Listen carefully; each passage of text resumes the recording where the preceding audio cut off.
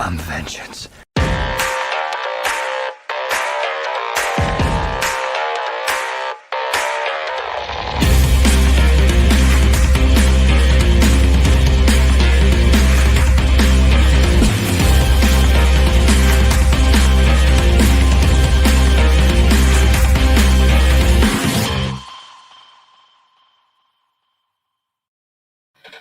Welcome back, everybody. This is Mark 114 of the Super Civil Servants Podcast.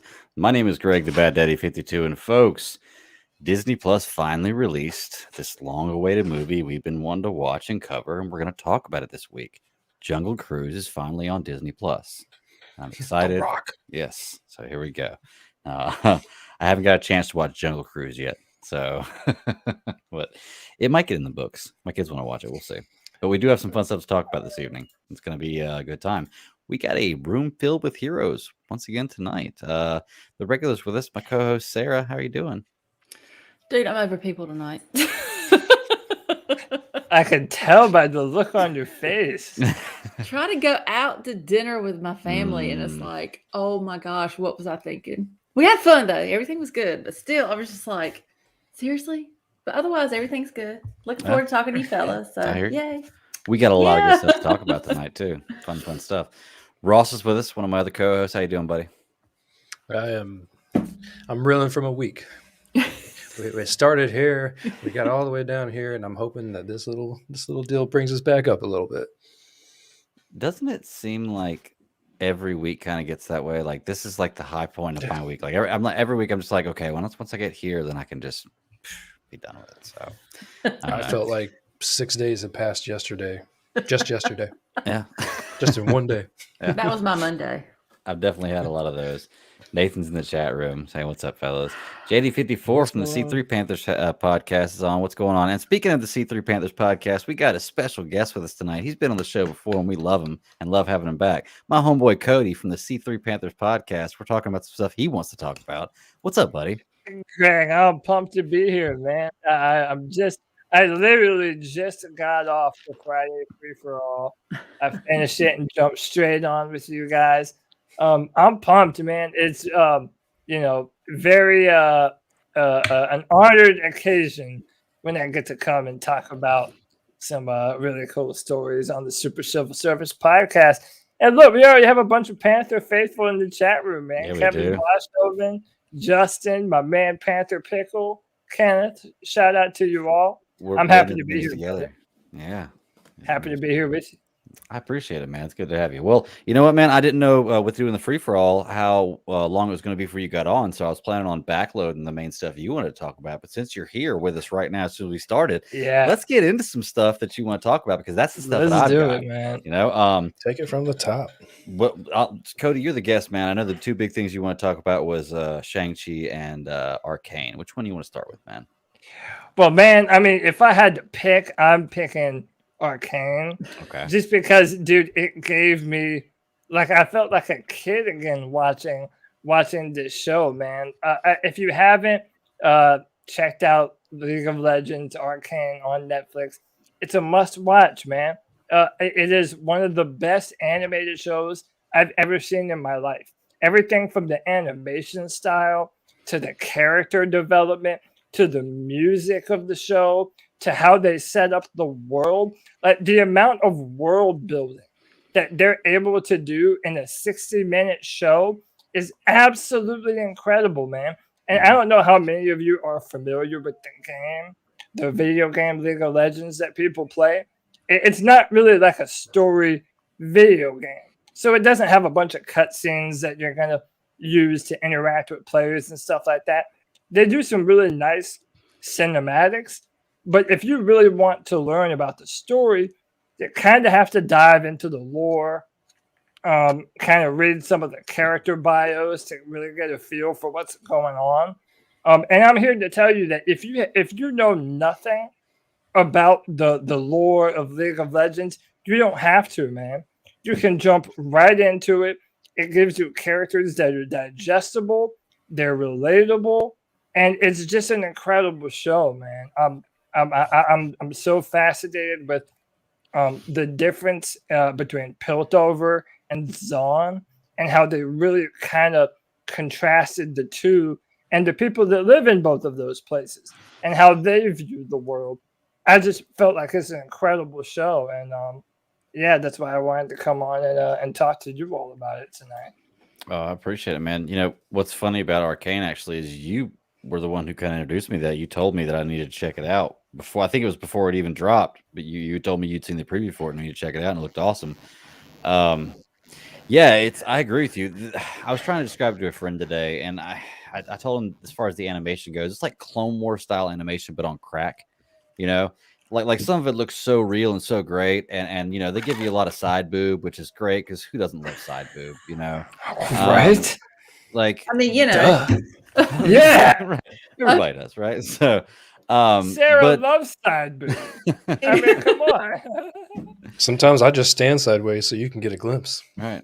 Oh. I always try to turn myself a little bit sideways while I'm podcasting. Just a little so bit. everybody gets a little bit side boob, but yeah, the show's fantastic. The story is great. The story building is fantastic. I love the characters in there. Like, it really makes you feel for some of the characters. It's interesting because in 6 episodes they go through about 12. Well, no, from the beginning. If you count it from the beginning, in 6 episodes they go through about 15, 16 years. Yeah. You know, on the Yeah. entire show.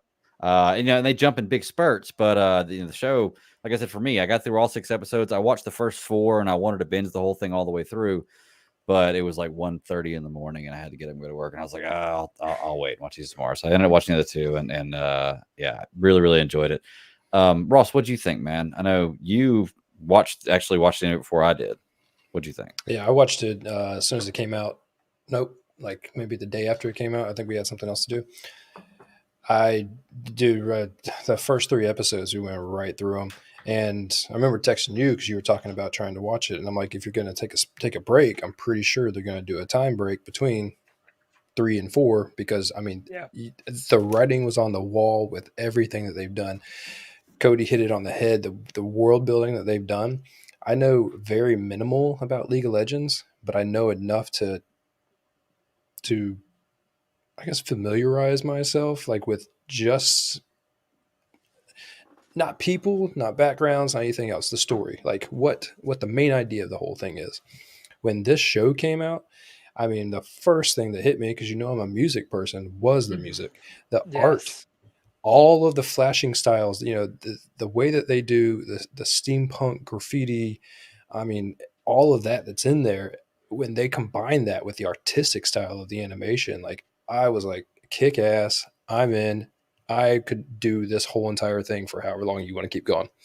And then they threw in Imagine Dragons, the actual band animated, Right. and I was like, what? Right. Well, the episode 6 was when I was sitting there during episode 6, I was just about hinged to it as I am some of the biggest names that we talk about. I was in it, and like I can't wait for tomorrow for the rest of them to come out.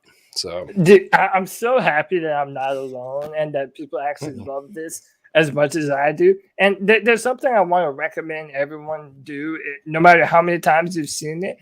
Go through episode by episode and don't be afraid to just pause it and look at what I call the implied world. If you pause it on a frame, especially when they're in Zon, you get to see so many details that implies this rich lived world.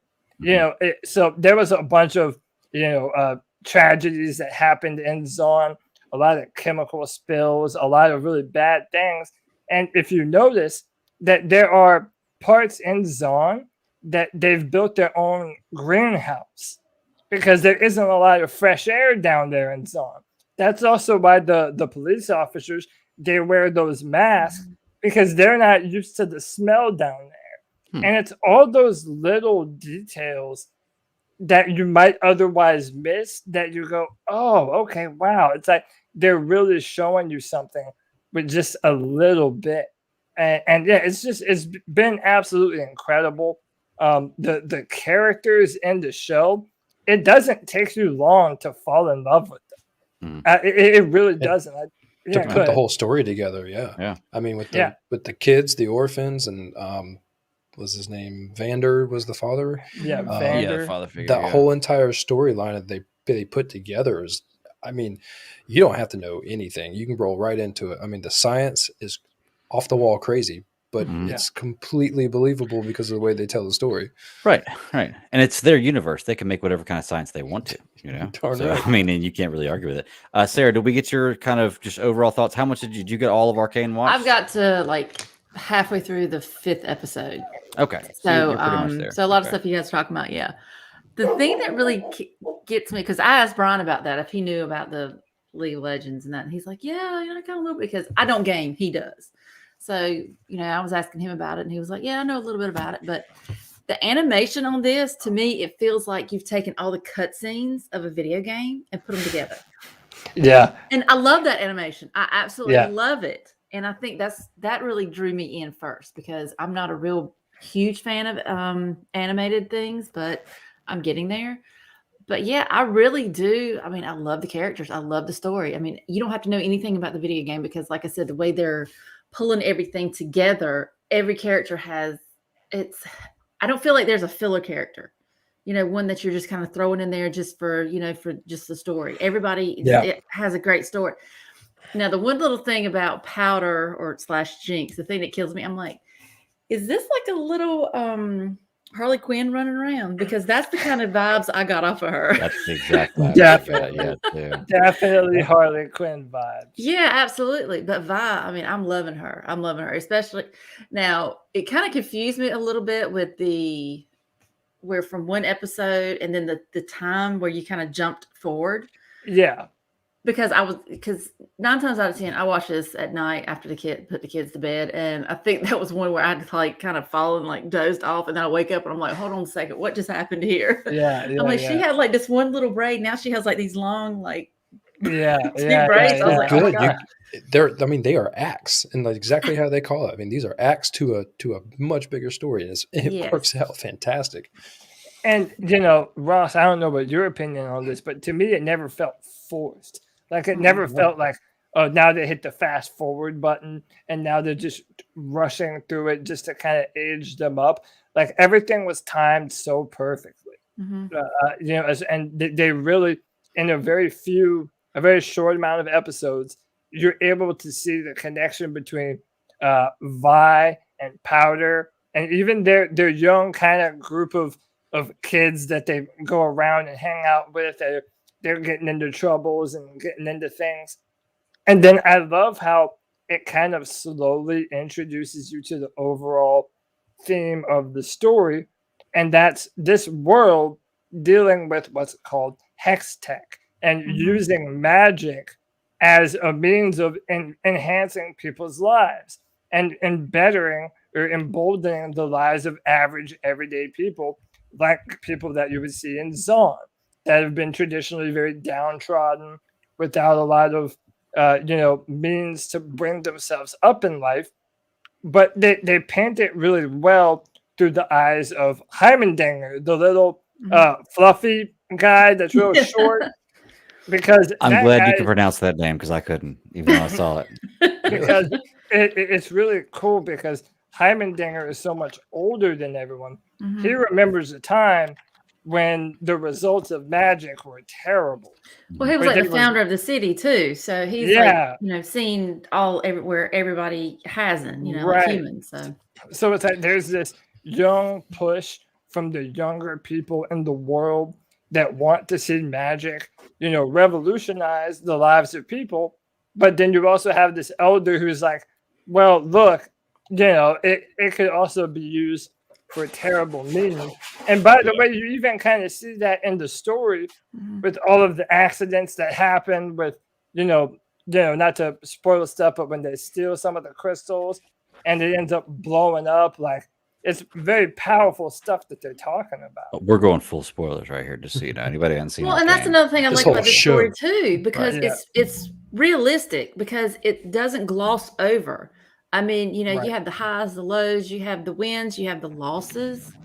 And especially when you start getting to like the political side of it, like you're saying with Jace and Victor figuring out, okay, well, you can, do all this stuff. And then little kitty fluffy dude. I can't say his name either. Heimendinger. Interesting, when he brings it up, and he finally sees, what they're doing, he's like, he basically says, he's like, I've seen this happen before. I've seen that, it's kind of like as a parent when you're telling your kid, don't do this. I've done this before. I'm trying to keep you from screwing, making the same mistakes. And that's what that's kind of what he's seeing they're about to do. But I do kind of like the political angle too, because it's, something you can kind of relate to. It's just for sure. The power hungry. It's like you have the best intentions, but they don't always go that way. So, I mean, it's kind of realistic, even though you do have realistic themes in it. So I think that kind of pulls me into, because that really, makes you pay attention, because, okay, let's see how they're going to present this. And, how can you relate to it? Because I think that's another way a lot of, shows like this that work is because of the relatability. Oh. So it's something like, okay, this could possibly happen one day, maybe, but you can take this event and kind of put it in your current life and see how things are going. Right. So I think that's one thing that's kind of cool about it. Yeah. The story is so multidimensional. I mean, adding in everything else, and that's what keeps you on your seat. I mean, because it's kind of like, I don't want to compare it to Game of Thrones, but when Game of Thrones had so much stuff going on, you were hooked because you're like, I want to know what all these different things are. And like, you're dancing around between all these different stories. And here you kind of have the same thing. It's a lot less, like, it doesn't hit you in the face because it's an animated show, but I mean, you have so many different stories that are happening and they're all so well interweaved. And I love the fact that the time jump keeps making it personal for you. It keeps it personal for you. And dude, I'm going to be rewatching this show probably quite a few times as the years go on. I agree. So, and one of the cool things about this show is that there are so many other characters and stories and parts of the world that they haven't even begun to tell yet. So it seems like they could be setting up this incredible animated world that we could all be enjoying for a long time to come. Yeah. Which I'm fine with. Oh yeah, I agree 100%, man. This is definitely one that's gonna hold up through the ages, and I'll probably watch a few times because it's a really great series. And I feel like I'm just getting in on the beginning of it, even though I know nothing of the game. Like, I got it on the beginning of the television show, so I'm really enjoying it. One thing I really liked about this, and I pointed out a couple things I really liked, and we can just go through characters and scenes whenever we want to wrap in, about the show. With a lot of anime that I've liked, I'm really starting to like anime a lot, but I get lost in a lot of fight scenes. It's hard to keep up with a lot of fight scenes. A lot of times I feel like I'm watching a Michael Bay film and a lot of anime fight scenes, like, I don't really know what's going on. It looks like flying metal and explosions exactly. So in this series, though, the fight scenes are done so well. I mean, they are so beautiful. I can keep up with everything that's going on. It's so organic. Realistic. Yes, everything looks so so organic. Good. I'm telling you, the animation is so on point that my wife doesn't like animated stuff, and she doesn't really usually ever give it a chance. She kind of tries sometimes, but doesn't really give it a chance. She came on when I just started this. It had been like 10 minutes. It just started. I told her, like, well, I just started this 10 minutes into it, and she didn't want to admit it, but I knew she was into it. Like, when we're playing a game, and I have to keep reminding her, be like, hey, it's your turn. Hey, it's your turn. Hey, it's your turn. She was into it, so it's that good. It really is. Like, it's just as good as watching a live action show, and the animation at some points looks like a live action scene. It does, so. even down to their facial expressions. I mean, it's part of the reasons why this is such a breath of fresh air. And we'll talk about this a little bit with Shang Chi, right? Like, I felt like Shang Chi did certain select things very, very well. But then other things I felt that it did kind of poorly. Arcane League of Legends, it checked off every single box, from the animation to the voice acting to the music to the artwork. And another thing that you mentioned too, like, your wife was just kind of passing by, and the colors are so rich and bright and vibrant that it's like, it's not hard to get completely drawn into this thing. So and I'm so happy that you mentioned the fight scenes too, because I'm a big time MMA fan, and even in real movies with real actual people and choreographers, some of the fight scenes just get so over the top and so dumb. But in a world that is a fantasy world about magic and all these other crazy places, the action and the fighting seemed bone crushing. It seemed like real, like this was real violence between people that are fighting for their life. Mhm. And I just think it was awesome. It's such a good show, such a breath of fresh air. I'm just happy that shows like this can thrive Mhm. and find their audience and make it and have a room to expand because they deserve to. Oh, yeah. Well, the show caught me in immediately, right through the intro, because I love how they have just a little clip at the beginning and then they have the actual like intro music of the show. And of course, whenever you open your show with an Imagine Dragons song, it's just okay, cool. It's really nice. And if you pay attention, it's done really well. Like there are some shows that you just remember the intro for. They're like Daredevil, like the first season with the candles melting and everything else, like stuff like that. You remember, I'm like, wow, that was done really, really well. And they do this. Like it's so nice. Like you see the statues, and I see characters like through the first episode that I recognize in the statue, but they don't look like that. So like, okay, is this character going to develop into this type thing? And it interests me in what's going on because everything about this draws you in. From the moment it starts, you're interested in what's going on with Vi and Powder at that point in time. Even at the moment where you see Vander drop the gauntlets at the very beginning. And you just see it for just that brief second, and you're like, okay, it's going to come back into play. I just love it, man. I love it. Like you guys said, the character building is great. The story building is great. It's the episodes are perfect. They're usually about 43, 44 minutes. They're not too long. I think the first one was like 53 minutes, just the opening one. But man, I'm loving it. Let's talk about some characters. Like we talked about the character development. Who are some of y'all's favorite characters of this series? I want to hear some of y'all go first because I want to see who jumped out to you. Like, because I loved, like, I played League of Legends a little bit, and Vi was always one of my favorite characters when I did play. So I kind of had a natural affinity to her. But I want to hear what you guys thought jumped out at you. Go ahead. Vi was a good one for the start. I think the first 3 episodes, it was really good, and I really enjoyed it. And I love the way they brought her back. But for me, I mean, Jinx stole the whole entire thing when she came back with all of those little quirks. I mean, all of her little bombs were working. She was on fire. I mean, the long hair, the movement, the animation, everything else. I was like, it's like, I don't know if I'm just generally happy in life or if this cartoon turns me on. I don't know what it is, but this thing is perfect. I mean, the character was so crazy and off the wall and so well done that I was amazed that I was watching animation. I've already been looking for my Jinx poster. I'm not gonna lie. Like after I went to this, I was like, can I get a Jinx poster already? It'll be up on Amazon soon enough. But I was like, can I get one already? What do you think, Sarah? Some of your favorite characters? I mean, there was like some I cannot remember the name of the one counselor, the chick, the one that got with Jace. Something about her, she like kind of is like piquing my interest because I'm like, she's got like that political mind. Medarda, I think. Her name is Mel Medarda. Mm-hmm. Yeah, she's got this political machinations that are going on, and I'm like, okay, she is like straight up using this dude, and I'm really curious to see how this is going to play out. Now, granted, I have not seen episode 6, so I'm not sure how, where that goes, but I saw majority of episode 5, so I know where that went. So she was one that just kind of, even when you first meet the counselors and, you kind of start seeing everybody's personality. She was the one that she kind of caught my attention because I'm like, this chick right here, she's going to somehow, some form or fashion, she's going to have a big part to play. So I'm not quite sure how that's going to play out because, like I said, I haven't seen it all yet. But I mean, that's just my intuition. So, but I mean, and of course, then Powder.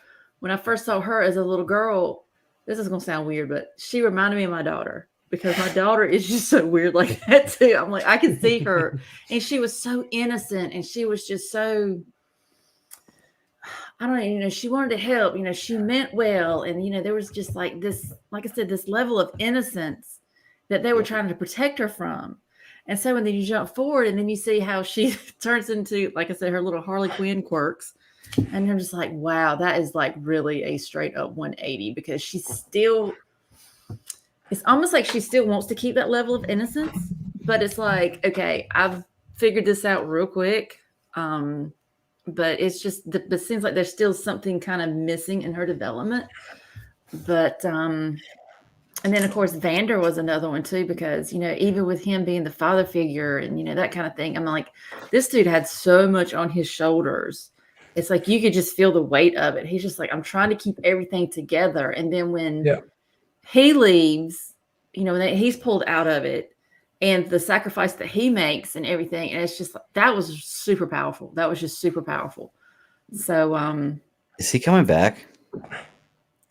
So there is a theory that he is actually another character from League of Legends, from the actual game. So I don't necessarily know. It's just like a fan theory rumor that he might be this character. So I don't necessarily know if he's coming back. They did leave the door open for that to be true, and I think that was one of the things that I really loved about Jinx. Appreciate it, Tom. That they set up her name so beautifully. Like, she's the outcast of the group. She wants to fit in with all of her friends. But more importantly, she wants to help. Like, the type of world that they live in is apparent to everyone. It's a rough and tough world, and they don't fit and they don't belong in it. And then when your loved ones, when their life is at risk, it's like, you don't want to be stuck on the sidelines with everyone else having to protect you and fight for you. So it made that final part of episode 3 all the more powerful, man. Mm-hmm. Like, Vi told her not to come, stay there. And then, of course, it's like, oh, but no, I have these hex crystals. I'm going to go and save my family. And then in trying to do so, she causes this tragedy that kind of forever changes her trajectory as a character. I just thought that was beautiful, man. I thought it was a mastercraft in storytelling. I really enjoyed it. And then the other two characters that are main characters in and of their own right, but they're kind of pushed down to a secondary role because of Vi and Jinx. And that's Jace and Victor. And they're really like the yin to the yang of the Zon story, right? And in Piltover, you have these two guys that are on the precipice of something that could be groundbreaking for everyone. And you see how they have to overcome all the political bullshit just to make it happen. Every step of the way, there's someone trying to stop them from continuing their research to the point where the council, was going to completely throw him out. It got to the point where, it took from a lot of real world instances of politics getting in the way of meaningful advancements being made. So even though it's such a high fantasy world, they were able to root those concepts very well through the characters of Jace and Victor. And I really liked their struggle and how it's painting the entire world. So blue collar workers coming up in the white collar world, Man. Well, and that's the thing about it too, because one of the scenes that I thought was so powerful was when Jace stood up within the meetings with the counselor, and this was after what's our little professor's friend's name? Heimendinger. Heimendinger. When that's when he makes the statement, and you say, "Hey, been there, done that." We don't want to go down that path again. And that's why that was really, like with the politics coming in, because at the I don't want to say the show, but at the theater or whatnot, when you start seeing Jace, starting to interact with all the other counselors and trying to, wheel and deal and, trying to, push his agenda, which I don't know if he really knew he had an agenda at that point. Yeah. Mm-hmm. That's where this other chick came into play, because that's what I'm like, she's starting to do a little something behind the scenes here. And so then when you're standing up there at, in this meeting, and, Jace makes the point, he's like, well, I say that it's time for early retirement, because didn't they say that this town had celebrated its bicentennial? Yeah, he said he's like over 300 years old, I think. So, and yeah, and Jace makes the point. He's like, look, with us humans, we don't have the time or, the lifespan to, wait to see, progress develop like it naturally would. He's even like, though we it's need it probably now. best. Yeah. We need it now. So, and that was something that was really crazy too. So. Yeah. Before we get too far away from it, I did want to bring up one thing. You guys were talking about emotions earlier, and like how the animated, like they have the emotions in the face, how well they do that. Look, there's the one scene where Powder is still Powder the first time she's told to stay back, but right before she comes with a little hex tech before it's stable and kills all her friends. And she's crying hysterically. And look, I have 2 girls, man. I raised 2 girls. And if you've ever raised kids, girls especially, that was real. Like, that was a real freak out moment. I've seen it in real life. And I was like, that was done too. really, really well. Still do it every now and again. But I want to talk about some more characters too. What y'all think about Silco he's kind of a Lex Luthor type character. He's a bad guy, but he's not really a bad guy. He just goes about doing things the wrong way. He has such Tarkin vibes. I don't know what it is. The look of him. Yeah, it does have very Tarkin vibes. Look of him, but yeah, I mean, it's like I said, I don't want to side with the character because he's not a good guy. He's a bad guy in the show, but it's almost like the Thanos thing. Like, what you're saying is not wrong, but you can't go about it like this. Mm-hmm. You're just being an asshole, right? Yeah. Right. No, I think that, well, go ahead, Ross. Go ahead. He had a real like slimy vibe that I felt like I've seen done over a few times, and with the methodical way they have the voice actor actually give off of all of his roles and his lines, the story is kind of what really helped me stick in with him, because I could see the little guy ended up on the wrong side of the toxic river, and then something happening to him, and he's like, the whole world is now like it owes me something, and he is coming for it hard. And what's the purple stuff called? Shimmer. Shimmer. There you go. Yeah. And so with that kind of, that's the yin and yang with the hex tech. So it seems, like where they're going to end up with all this. Cause I mean, the trailer sold me on this, like when it came out like a month ago or something, and seeing all of that, and I was like, that's going to be badass. Now with Silco acting so calm, but yet when he gets mad, you can see the rage come out. I think that I want to see him really explode in the next 3 episodes. I want to see him come undone or come unglued. Well, I do have a question about this. I don't know as much about the series. Like I said, I'm just walking into this, and as somebody who has never played the games before, they set it up so you can do that, and it's a legitimate question. Arcane is basically what they call like the magic, right? The use of magic, and this magic, for the intended purposes of the story, is basically limitless. It's whatever you need this magic to do, it can do, type thing. You just got to figure out how to work it in that kind of way. Like, are there going to be people who have magic powers, have superpowers eventually? Like, are we going to see somebody develop? Because I was wondering, I was like, well, maybe it's like the whole first season, these characters don't have this. And then like at the end of the season, all of a sudden they've got superpowers because something happens. Like Cody's smiling. So like, is there anything like that? Because I haven't seen a whole lot of magic involved in this show. So I'll just say this. Yeah. Yeah. And then some. Okay. And that comes from me just, so you gotta understand, like League of Legends was popular my freshman year of college, and it's been going ever since then. I've been out of college for 10 years now, I guess. So it's been out there a while. They have a lot of really powerful characters, and like I said, again, I never did a big deep dive into the League of Legends lore anytime before this. But after the show, it had me going back on YouTube and going back and actually looking more at the lore of League of Legends. But yeah, they have some crazy characters that can do all kinds of shit. But the reason why I'm hopeful is because they're setting this up. Earlier Ross made a good comparison, I feel, to Game of Thrones in the way that it kind of does things. And one of the things that Game of Thrones did very well was it didn't open up the show by beating you over the head with the fantasy stuff. It really made it a point to drive home this realistic medieval world that you can see very easily being real. And I feel like that's the same thing that they've done with this show is that, yeah, there's a lot of magic. There's a lot of really cool fantasy sci-fi stuff, but they're not going to beat you over the head with it. They're going to introduce it at a proper rate that still makes it seem believable and realistic to the world. They sell it in conversation.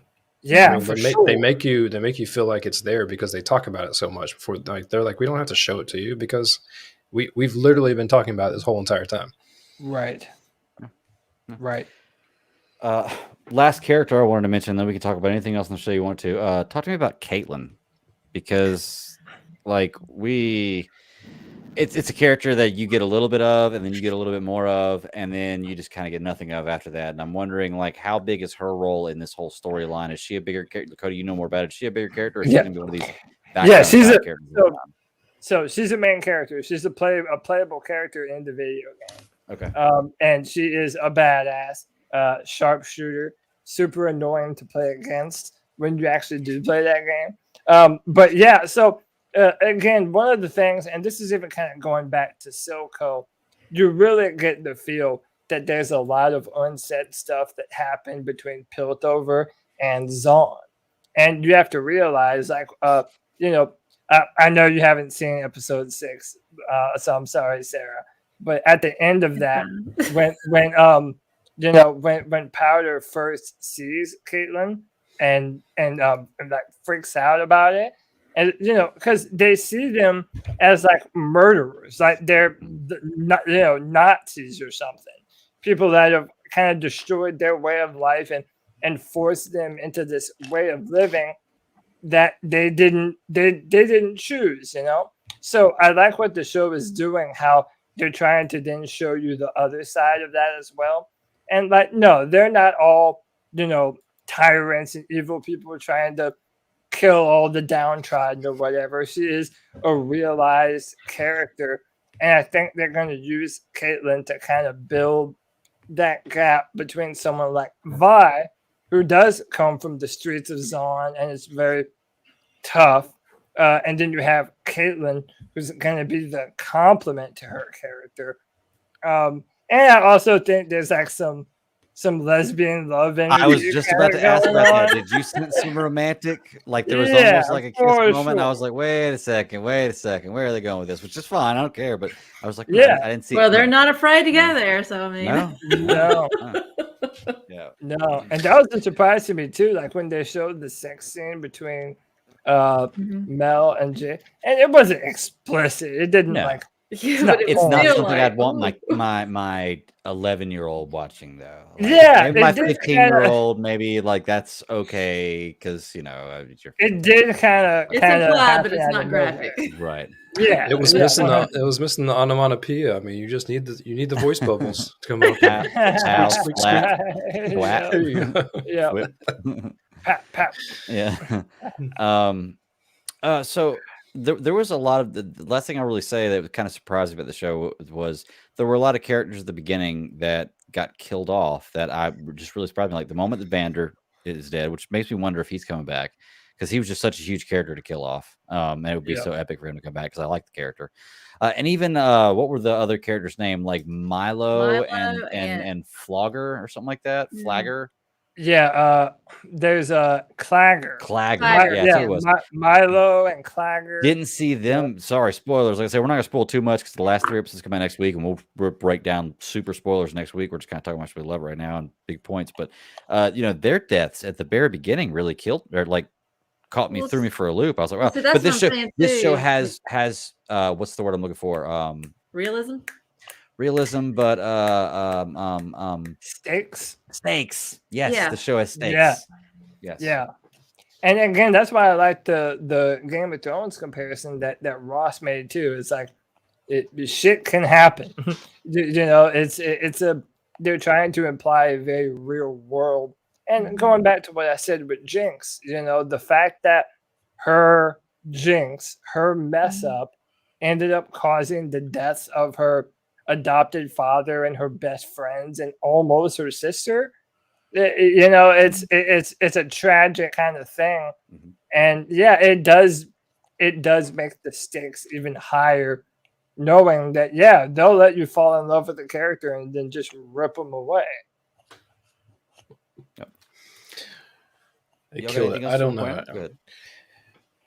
Well, I think that you brought up Caitlin, and so the other cop's name was Grayson, and I can never remember the actress's name, but with Grayson dying, Vander kind of, moving on. I mean, they definitely opened up a vacuum for both of those roles to be fulfilled, and I think that they've done a good job showing you how we're going to get there. And so I think my question would be, like, if there's something that you're looking forward to, like, what do you want to see in like the next 3 episodes or 4? Probably more Silco, because I feel like right now he kind of holds that traditional villain kind of vibe. We talked a little bit about him, but I think I'd like to see some more character building, some more depth behind his story going forward. And then and I don't even know how to say this to you, because like I said, understand that like I'm also just now getting back into the lore of League of Legends just because of this show. But like, I'm wondering when they are, or if they are going to actually introduce and drop hints to the idea of the League of Legends, where it's like a battleground essentially between all these different kinds of people. I have no idea how they would incorporate that into the story, or even if they ever will. To be honest, I don't know. But I would be interested to see if they ever kind of build towards something that could unify stories from all over the world. Because, by the way, like, there are characters from cities that you've never heard of that are potentially even bigger than Piltover. Like, the world really is huge. And I would just be interested to see how it ends and what kind of groundwork they lay for what's to come next. I think that'll be really interesting to keep an eye on. Oh, I agree. The part I really want to talk about, since Sarah hasn't seen the last episode, I don't want to spoil it. It's fine. It's fine. I'll watch it tonight. It's fine. Go ahead. Okay. Go ahead. If that's the case, then I'm very glad that the whole thing with Jinx and Vi, they've wrapped up at least in the 6th part, and it didn't drag on throughout the whole series. It's like they addressed it. It's there. It's done. And now we're on to this point. Which is cool. I'm glad that they didn't go through that CW. We're going to drag this out throughout the whole first season of me hating you. Mean the whole teenage stuff? Yes. Yes. Like it was there. It was confronting. And it really was over a lot quicker than I thought, and done like easy for both of them. And I was like, okay, cool. They got through it. Now let's move forward. And then, what happens. Yeah. So, I mean, it's good. I like I said, so I'm interested to see what happens with them, because they're by far, for me, the 2 most interesting characters. Obviously, they're the lead characters in the show, but I want to see them working together as a team in the future, because this is gonna have more seasons, obviously, right? It was like number 3 on Netflix. It was number 1 on Netflix for the month of November. Oh, really? Okay. So yeah. By the way, all the reviews and the scores are like through the roof. So yeah, it was high. Yeah, it's a whole thing, man. It should be. Sarah, what about you? There's something you want to see in this last 3 episodes that's going to really get you going, or are you just kind of excited to see it? I'm totally like cool with the way it's going right now. Like you said, especially episode 6, if you're saying they finally built a bridge and got over it, I'm curious to see if you read anything into it, because sometimes you can have and I'm just kind of going off generalities here.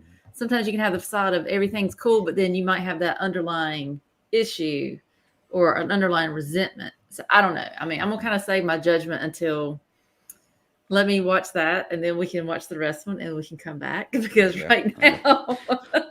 One more thing I know I'm excited for is, like I said, if you watch the beginning and the intro and you look at the statues, there are a lot of things you see that you haven't seen yet. We're through 6 episodes, and there's one statue where you see the scene with Jinx holding the gun, and you finally got to see that in the last couple episodes.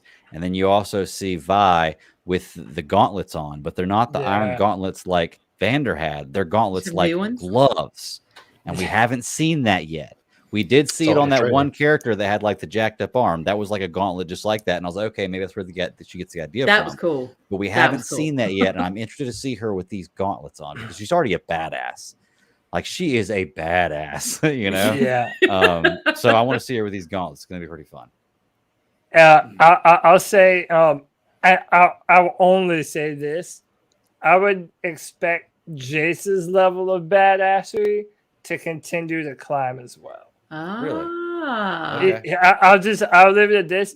He is a playable character in the video game. So Yeah, I can't wait till everybody gets powers. Yeah. Well, That'd be so messing fun. with all that hex tech. I That'd be mean, so you know, fun. it kind of. yeah. It's been teasing me the whole time with the little purple things floating all around, and like this reacts. I'm like, oh, it's gonna happen right here. Everybody's gonna get their powers, and then okay.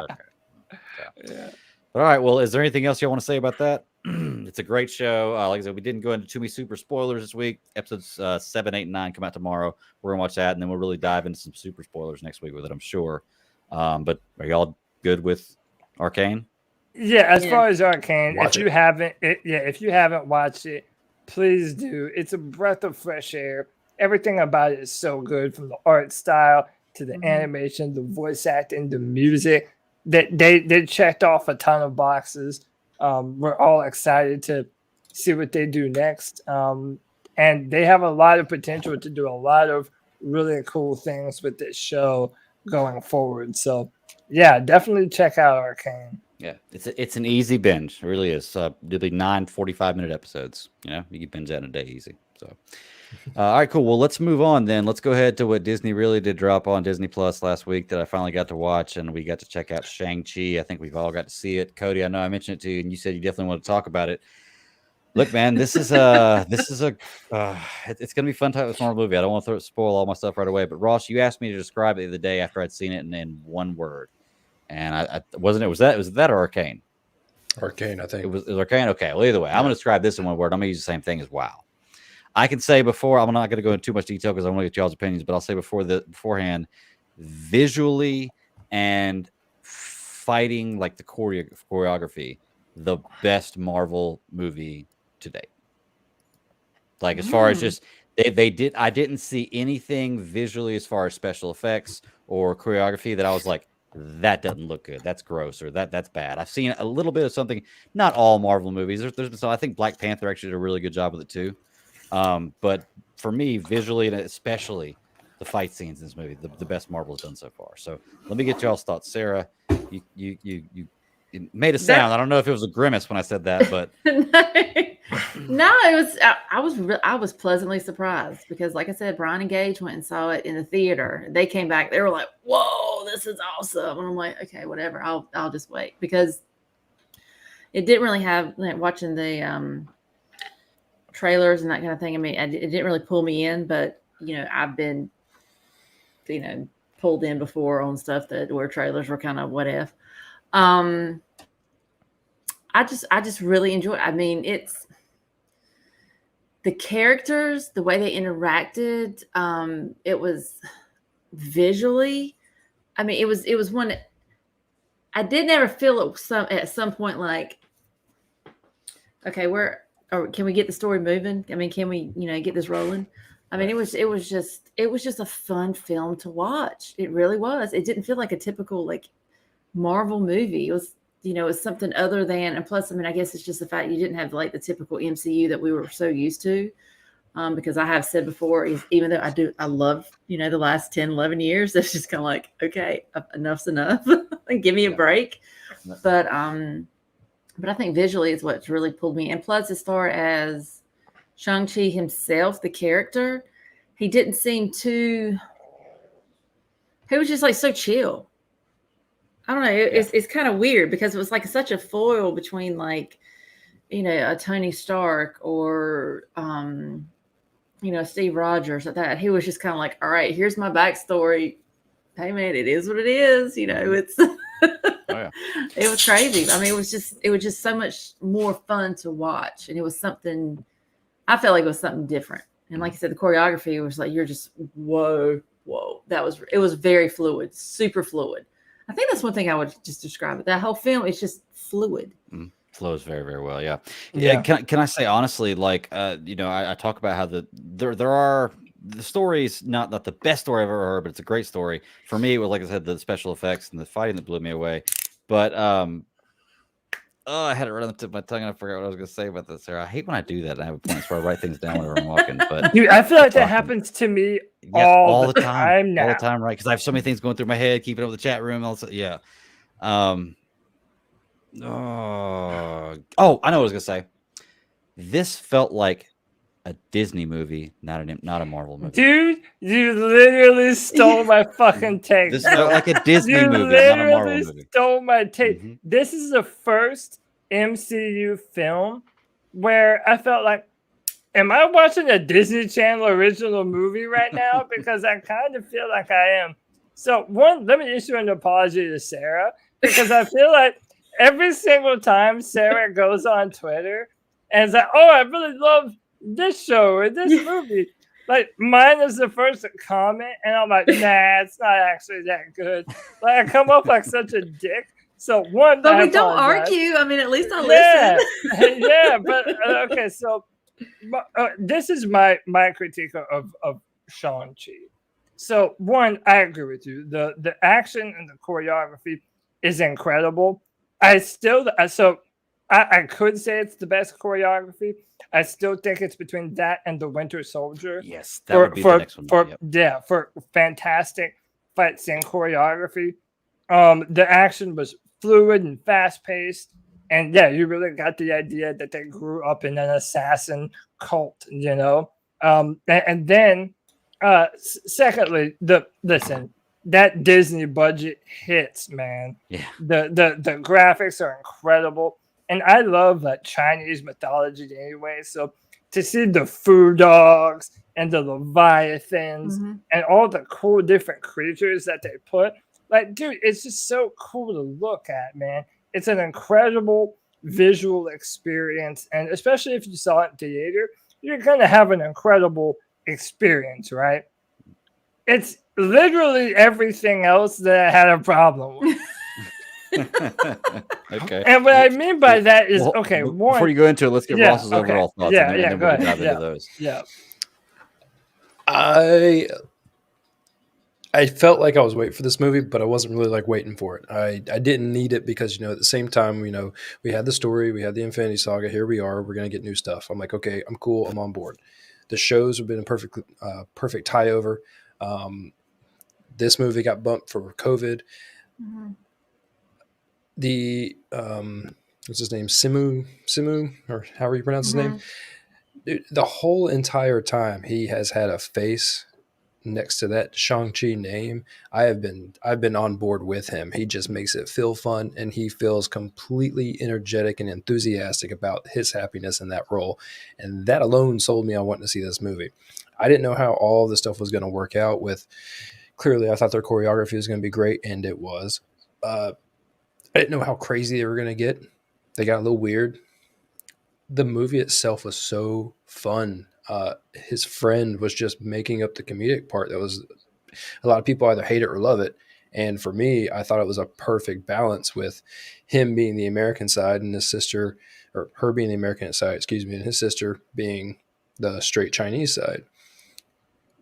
I'm a sucker for the behind the scenes information, and I definitely watch the behind the scenes on this because I love knowing how they do things, and I love all the fun that goes into it. Because it used to be weird. They used to always have DVD extras, Mm-hmm. When they had DVD extras, it was always enough just for little clips and a little bit of fun here and there. And now they're making a documentary as they're making the movie, a complete in every last little line.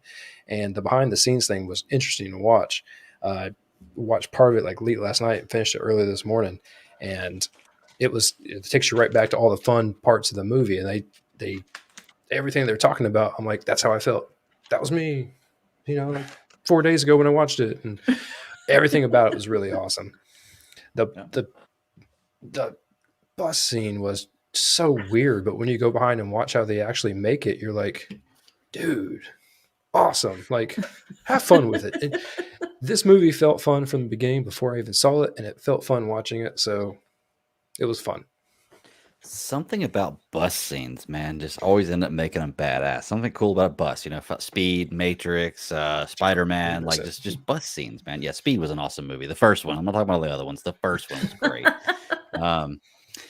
Yeah. Like I said, overall, I enjoyed this movie. It wasn't a disappointment for me from Marvel.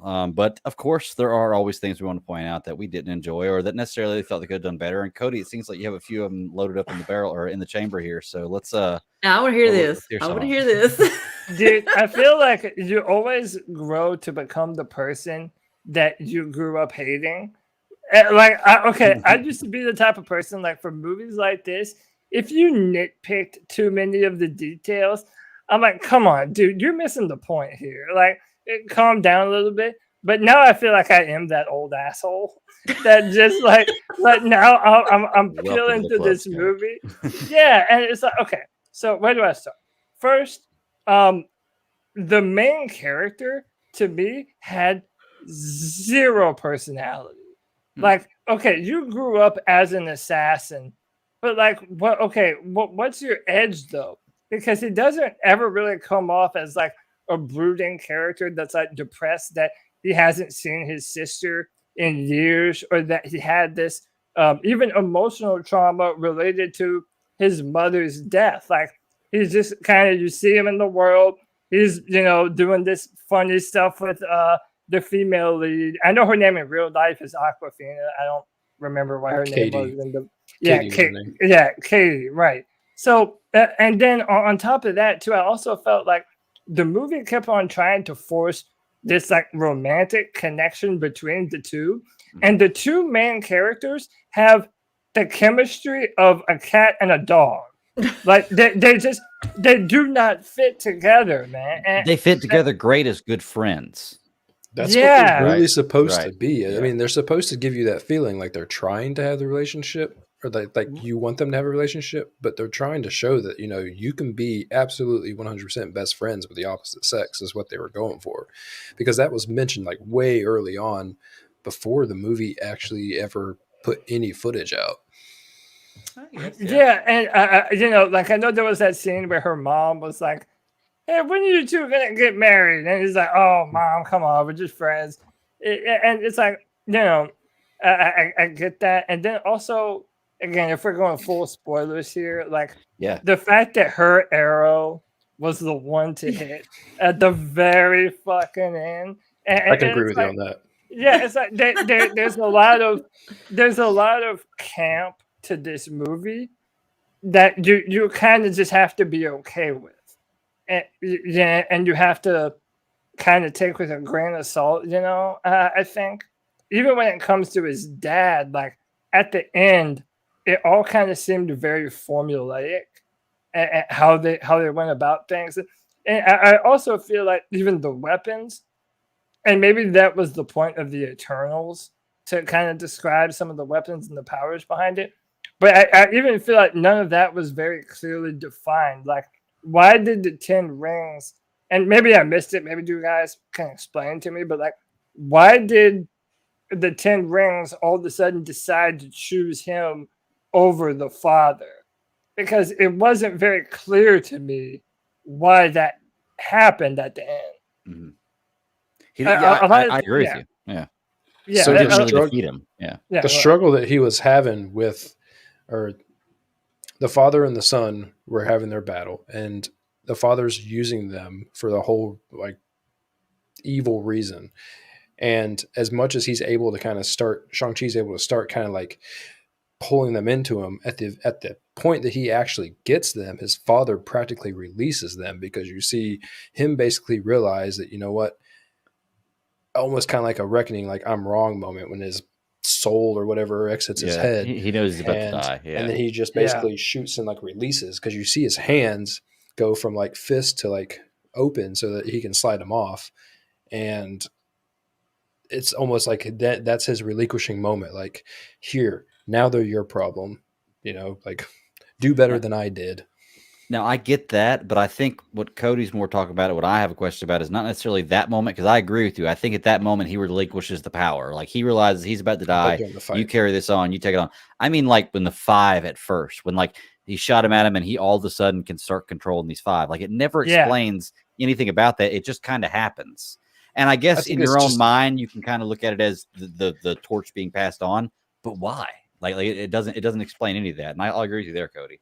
Like I took it as more see like what a I'm saying. good versus evil fight.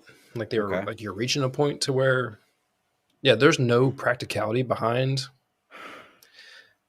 Yeah, and like that who gets ownership, but that's kind of my main issue with the whole story. It's like a lot of the things were kind of put in, okay, fill this note here, hit this point here, and it He's ended right up feeling kind of formulaic at a certain point.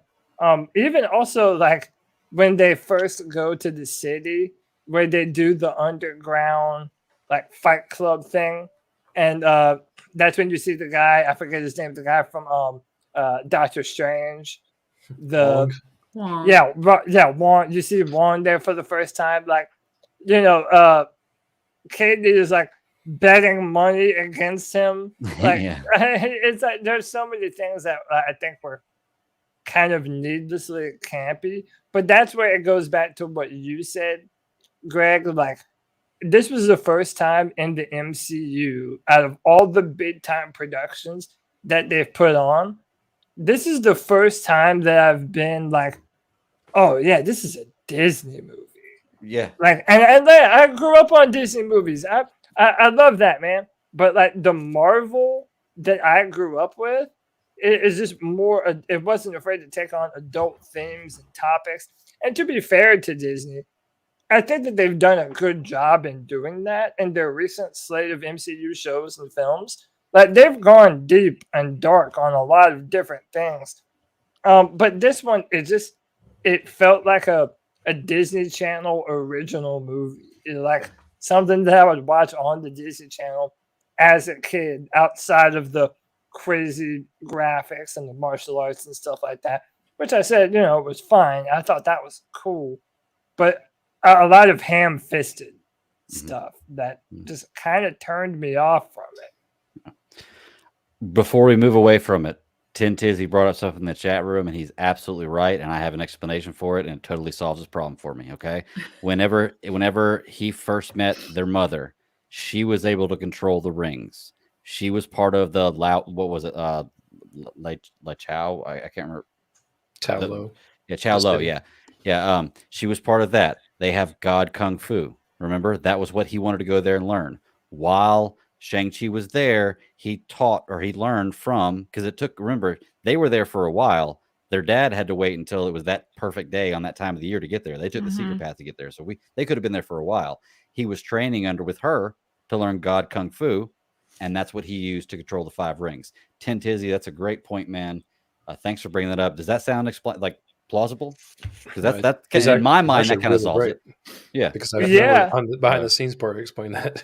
Oh, okay. Well, there you go. So, yeah. But I think the fact that that instead of us watching the movie and figuring it out, like the fact that it was like a week or so later on a podcast, and you're like, oh yeah, that's what was happening. Like I just think that it's good. That's why. Yeah, you're watching the movie, you pick it up every once in a while, and you're like, yeah, I know, right?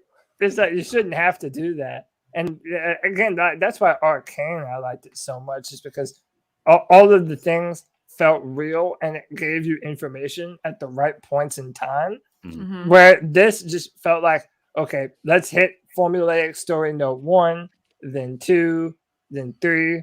And again, like I think so much of these characters, or these movies rather, they live and die by the main character. And Shang-Chi is not a household name. He's not Iron Man. He's not Captain America, Hulk. So if this is your introduction to him, yeah, he's a badass, and I'm pretty sure he's going to kick a whole lot of ass going forward. But as a character, like, why do I care about him? Like, what am I supposed to? Because he was an assassin for a long time, but it never gave you the feeling like he was ever dealing with any real mental, emotional trauma because of his background. So therefore, it didn't feel real to me. Right. Well, I think that's a lot of things with the MCU too, because over the past decade, every single character you see how they intertwine. So this is like the first time really you don't see it where, you have a character that's really in that, I guess, that Avenger-esque type deal, especially when you're bringing Trevor into it, because, he came, he was the patsy for the Mandarin back in, what was it, Iron Man, 2, 3? Hell, I can't remember. But seeing him in this movie, that was about the only tie-in I really had to like the previous MCU. Right. If that makes any Kingsley sense. moment. Yeah. Yeah, I actually like the way they did that Ben Kingsley appearance. I like the way they explained it, and it's almost like I feel like Marvel always talks about they had things planned, but they really when they brought the Mandarin in and they used that in the Extremist storyline, they kind of threw those two in together. And I'm not sure if they run together in the actual comics or not. I don't read that many Iron Man comics, but I have read Extremist and I really liked it. I thought maybe they kind of shoehorned in where you can't ever bring this character back, but they did a good job of explaining that and giving Ben Kingsley a role in this movie, like even albeit a small one, just even a role in this movie. I wanted to ask y'all about something. I know that when the previews came out, we saw the fight scene with Wong. We saw just a clip of it, just a real brief, and everybody said it was Abomination. Now I haven't kept up with a whole lot of stuff about it, but that was not Abomination, right? Shouldn't seem like it. No, I said He looked like me. He didn't have no. any It ears. didn't look like to me either. Okay, so I'm just making sure that I wasn't wrong there. I could have been, but I was making sure. I do love the Well, background but then- they did though too. and- They were like, it's a fake fight, and we're just basically putting stuff on. But Wong is one of the weirdest characters to involve in a situation like that. But Right. why not? Yeah. And also, but you're right, though. It was hinted at on, other YouTube channels and other media sources that was Abomination. Right, to tie it And into the Hulk story, and I was like, well, So, I will yeah, only go say ahead. that right now, Greg and I were talking beforehand, and it's been a real big pet peeve of mine with the Spider-Man trailer and all the talk that goes on. Like, I can only watch a certain thing so many times. Like when it comes to a trailer, like the Spider-Man one that came out, I watched it twice, and I'm like, I gotta stop, because if I keep going, then I'm going to become one of those people that are going to complain about, where about other Spider-Men that are supposed to be in this film. And it's like, no one said anything, but everyone has the rumor so on high regard that it's going to happen. And Abomination was one of those things to where it's like, they were just trying to will it into existence. Like you set yourself up for disappointment before it ever actually happens. yeah. Like I said, it wasn't something that really bothered me when I saw it. Like I thought that maybe I was wrong about it. I do like in that scene the way Juan beats him though. Like that was a badass way to do it. Hit yourself. Badass way to do it. Yeah. And I love his character. I think we'll talk some. I guess just some spoilers we want to. The mid-credit scene, was that the one with where they bring him in and they're talking to him about what's going on? Like, I think that they gave you kind of a preview of what your new Avengers is, or small snippet of what your new Avengers is going to be, with Shang-Chi there and Wong there and Captain Marvel and who was the last character that was there? Hulk. Bruce yeah, Banner. or Bruce Banner, yeah, in the arm sling. So you get kind of an idea of, okay, this is the new startup of the new Avengers of what we're doing here. So, but the vibe I kind of got from that, I think you're going to have something weird here. And I think you have the potential to have a really badass Shang-Chi movie next time. And I was going to bring this up a little bit earlier, but I mean, I don't want to make it too much of a hot topic. When you have, they made a real big point that this was a Chinese American movie or Chinese, background movie. Here we are trying to bring a minority movie up, and they wanted to make it more fun. If they went campy, they did, but they wanted to make it more fun because they really wanted it to succeed. And the behind the scenes thing, once again, showed how much they really wanted to try to do it. If they can actually turn this character into a much better, formative story going forward, you could have something. And even if they're not building to an Avengers thing with him, they're introducing him to the world and bringing all of those comfortable faces that we know and some people love. You're introducing another part of the galaxy, the continuity. So Yeah. It's gonna build. Everything has to build because it's Marvel. But Well, and Cody, you had mentioned something before about the Eternals, and maybe there was a time with it, like I've been not watching a lot of news about a lot of stuff. I'm trying to spoil myself. I know when it comes out, and I want to see it when it comes out. And Same. it's actually a better life like that, not diving so deep into it. Knowing little facts is cool. But is there something in the Eternals that has to do with the 10 Rings? Because I know at the end of this, they were talking about the 10 Rings being way older than, his father ever had them. I know that one of the whole aspects of the Eternals is originally one of them made weapons. Like, and you even saw like in the trailer, like they made a Captain America shield way before. But like one of those Eternals is a master weapon maker. So I kind of thought that, maybe those weapons were made by the Eternals, and then somewhere along the way it was picked up by the the Mandarin, the leader of the 10 Rings. So that's kind of what I thought that it was. And then again, I'm subscribed to all the YouTube channels that do like the breakdowns and all the things that you miss and stuff like that. And I didn't watch them all because at that point I hadn't seen Shang Chi yet. But I did see one video that was like correlating something that happened in Shang Chi to what either did happen or might happen in the Eternals. And again, like now that the MCU is like has been over a decade now that they've been doing this, as they enter into this next phase, I feel like now for the first time they're finally kind of at the risk of having too many spread out kind of things. Like there's so many things that you have to know, and I don't know if I'm there yet. Like if you didn't see Shang-Chi, then going forward later, how much things aren't gonna necessarily make sense to you, I guess. I think what they're doing is they're not going to build a storyline like they did with the Infinity Saga, where they're going to have a universe like that with very broad and has a lot of new characters and some old characters you had in there before, but it's not going to be a necessity for you to watch. Like I think if like when they bring X-Men and F4 into the mix, like you can watch the X-Men movies and not have to know what's going on with She-Hulk and Daredevil and anything else, Spider-Man, anything else they bring in.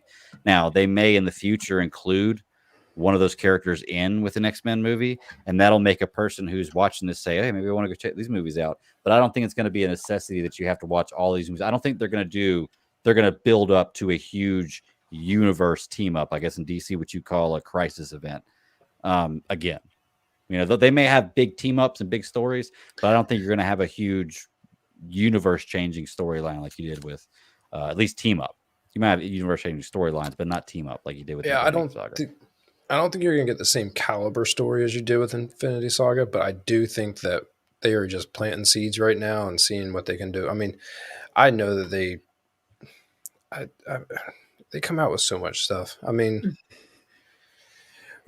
you can't say at any given time that you know what they're going to do because it seems like all the stuff that they have on their docket right now seems weird and out of control. I mean, we just today got another casting for Blade, and I'm like I know where you can put Blade and like how you can do it, but I don't know how you're going to because all of your stuff seems so discombobulated right now.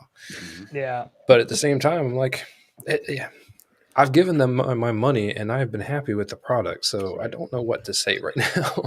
They haven't done anything to me yet where when they come out with a movie, I'm going to be like, I'm definitely not going to see that. Like there may be some that I miss that I haven't been able to see yet, but it's not something that I'm definitely not going to see. I will keep up my strike and like wait for them to come to Disney Plus because I love sitting at home watching them. So it is pretty nice, yeah. my final little thing about Shang-Chi here is this is the one that has me worried about my own self. Like I mentioned earlier, like, am I just an old curmudgeon now? Because I look at at the scores and people generally seem to really enjoy this movie. I think most opinions I've heard about Shang-Chi have been very favorable. And then I'm sitting here watching it, and again, it's not like I hated the movie. I'm not saying that, but there were parts that I'm just like, okay, it's pretty, but I'm kind of more excited for this to end than I am to watch it. And I'm like, man, am I just so out of touch? Like, am I the one that like I've just lost my ability to determine what is and isn't a good movie? And maybe it is, dude. Maybe I don't know anything. Like, that's certainly a possibility, but I'm worried that this might be where the MCU might kind of go in a direction that I might not be fully on board with from a storytelling perspective. Again, I hope I'm wrong. Iron Man 3 was terrible and they rebounded from that. So it's like they've rebounded from what I would consider to be duds before. So I don't know. It's the Star Wars syndrome. You're not a 12-year-old and you're not begging mommy and daddy to go see these movies. You can go see them whenever you want to, and you can make the choice not to. But I mean, when you got a kid, you think about it. If you're a family of 4 and one of your kids is dying to go see it or wants to go see it on a birthday, you just bought 4 tickets to go see that motherfucker. You just paid them 4 tickets. $50. Yeah. So at the end of the day, I mean, that's what you're doing. It's made for kids because kids are your future, and kids will literally keep watching your stuff if you give them something good when they're young and their little soft minds are being shaped. It's the reason why I'm going to see so excited to see Ghostbusters tomorrow. It's the reason why when the Mighty Ducks series came out and whenever the Cobra Kai series came out, you're exactly right. You cater to these kids now. Guess what? In 20 years, you can reboot everything and cater to them again. That nostalgia hits different, man. Yep. But it really does. Yep. So last thing I wanted to bring up about this one, just going through the notes here. Blade Fist. Is this just like a funny joke about Taserface? You know, like, do they just have a hard time naming? Fist. I thought it was Taserface on Guardians of the Galaxy. No, and it was was it Razor Fist on this one? Razor Face was all over the BMW. Oh yeah. So was it Razor Face? It was Razor Fist. All the Razor Fist. My bad. You got me mixed up. I know all the cars to pick. That's the one they had to pick. I know. Like the concept art for the car was so much better too. It was actually a pretty cool concept to have the blade arm, and especially whenever you put the dragon armor or the dragon scale one on, which is pretty cool. But the fact that you have to like take it off and then put it on like a prosthetic leg, like why wouldn't you have something in this day and this kind of technology where you can just like hit a button and it comes out like a lightsaber? You know, like it's so that much was in trouble you this whole. yeah, it's so much trouble to have to go find something and put it on whenever you want to fight. Like just build something that comes out of your arm. I don't know. The whole thing looked awkward to me. Yeah. At first, I thought it was the guy playing the role was the guy who plays Luther in Umbrella Academy. Yeah. Like I thought at first, and I was like, "Is that him?" And I had to pause it real quick, which is great. The ability to be at home and do that, I can do that. I paused it, and I was like, "Nah, it's not him." It'd have been cool if it was him, but nah, it's not him. So, well, anything else you guys want to point out about Shang-Chi? Can we talk about Morris? Yeah. I was like, he's so cute. It's like a little bear pig chicken thing with no face. I called it a chicken pig. Yeah. I was like, what the hell is crazy. I would have one. Yeah, I'm not gonna lie. If my wife saw one, it's just the relationship between he and Trevor too that was so cute as well, because it's like, oh, did you freeze up? When Trevor's like that. Okay. And then even in like the one part with Trevor, because you think something's happened, and like little dude walks up, and he's like, "What?" He's like, "Shh, we're just acting. We're playing a part." Yeah. He's like, "Oh," so I just like little interactions like that. I thought were just like super cute. But Ben Kingsley is so strange because on that behind the scenes part, it's nothing but it's a green pillow on a stick. Yeah, he's like holding that. Yeah. And he talks about how he has to, how he as an actor had to get into a relationship with the guy who holds the stick. That sounds. I'm just like, dude. I mean, you and your years,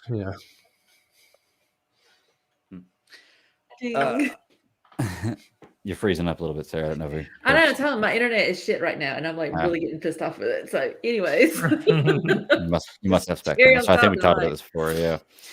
Okay. Last thing I could say that I pointed out that I crossed just about everything else on the list, or somebody's mentioned it. I want to say the overall look of the dragon was cool.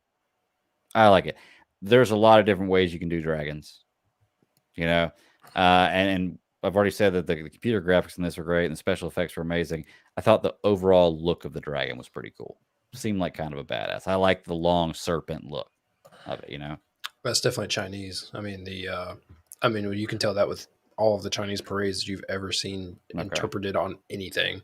Okay. But yeah, the long body, the arms are real low, and the arms and the feet are pretty small, I guess, in comparison. But I only disliked the screensaver effect when it was flying, and it felt like, like their whole thing was like pipes or something, and that was the only thing I was like, don't really need all that. But the dragon riding was kind of like a turn off for me. That whole part of I like grew up with needing to have never-ending that, story, but so I can believe that kind of stuff. that's You know, fine. But I mean, Right. Falcor wasn't a dragon. he wasn't a More or dragon, less. but if you can ride Falcor, you can ride a dragon. You know, so hint is the question. But yeah, okay. So well, if there's nothing else anybody wants to bring up, then let's just go. Let's give it an overall grade. Let's do a 0 to 10 scale. And Sarah, I'll start with you. On where is this on your rankings with MCU movies? 0 to 10. Not list of all of them, because we don't feel like going through all 37 of them. I'll probably give it 7.5. Okay, respectable score. Respectable score. Cody, what you got? Yeah, I think I'm gonna give it a 4. Ooh. Again, maybe I'm just an old curmudgeon. I didn't enjoy this movie, and I wanted to, man. Like, I was pumped for this movie. And I really wanted to enjoy it. But kind of going like to what I said with the Arcane stuff, I like characters. I like a lot of characters, and I like a lot of meat on the bones with said characters. And I just felt like that wasn't there. But it was pretty. So Yeah, it was pretty. Hey, it was It had pretty. nice colors. Yeah. Yeah. What about you, Ross? What's the number score? Because it's a Marvel movie and it has that weight and background to it, I guess. I mean, like, I'll give it a 7. But it's like, I mean, to Cody's point, it's not like if this were a standalone, like, non-Marvel movie and they just came out and tried to tell a story, you wouldn't be able to do it because you didn't have your feet planted in a universe already. There was no building. There was no, it did a good job getting from like A to B super fast. And it told a real tight story, but when you look at the story, it was very small. Right. So only because I loved the choreography and the fighting, I thought that it was spot on, and there wasn't really much of anything that, like, to Cody's point earlier, also on Arcane, I didn't feel like there was anything that was out of place or missing scene to scene. They did a fantastic job keeping like every like mark on the face the exact same for like each transition and each and everything else. This movie did a pretty good job keeping all of that individual in cinema like continuity of the actual film really well together, but it wasn't life-changing. Yeah, it was a fighting movie. I'm right in there with you guys. I'm going to give it a 7 too. Like I said, it wasn't the best story ever, but I didn't have any huge problems with it. Little things to nitpick here and there, but I also wasn't expecting it to be a movie that completely blew me away. It did exceed my expectations in the visual aspect of the movie. Like I said, the choreography I thought was amazing. It obviously is the best Marvel's done so far. Cody, you're right. Winter Soldier does rival it a little bit. There's just a lot more of it in this movie than Winter Soldier. I think Winter Soldier does it really well. There's just not nearly as much of it. So I think that's why this one may take the edge just with that, even though Winter Soldier is still my favorite Marvel movie. I don't know, man. Like a 7, I think is a solid score. It was good enough for me that I'm kind of with y'all. If I never saw it, I would be okay. But I'm glad that I did get to see it and get that experience. Now that I'm past it, we'll see if any of this stuff that's come up in this movie, other than the actual origin of the character, comes into play with anything. So Yeah. And Tin Tizzy did have one question I wanted to get to right before we got off this, and I'm having a little trouble understanding it. So maybe y'all can. He says, now that he killed the big demon, does that mean that people can beat back all the little things and reclaim their world? Does he mean the other souls that were coming out that were like the demons Oh, the soul sucker things. Yeah. Yeah, Yeah, all no, the I'm loop. pretty sure that's all that happened. Okay. So he I basically don't- freed everybody whenever he killed the big demon. Yeah, I Freed all the don't know if souls. they all kind of like died at the same time. Honestly, Okay. towards the end of that movie, I got busy. But Yeah. I will say that, I mean, if you can beat the big thing, then surely you can take on the little things. Take on the little ones. That's right. That's right. And Tentazi gives it a 6 out of 10. So we're all right in that ballpark. You know, Cody's a little low on it, but you know, you're nothing wrong with not liking something. I'm Everybody a has their opinion. Maybe. Well, okay, we got the Spider-Man trailer and then some Star Trek stuff to talk about, and then what else do we got? Oh yeah, y'all gonna talk about some Foundation, I think. So, which I haven't seen yet, but y'all are more than welcome to talk about it because I'm gonna watch it when I get Apple Plus. But Did you Cody, finish it, Sarah? I'm not. Like I said, my Ah. evening went to shit right now. So it's well, like we don't have to talk about it right now. We can always push it. Yeah, I'd like to 'cause I talk don't about it wanna too at a say- certain point though, because I'm like really loving it. So And I'm gonna like, get Apple TV, and I'll eventually watch it too. So we'll see. Cody, did you watch the Spider-Man trailer? Do you want to stick around and talk about that?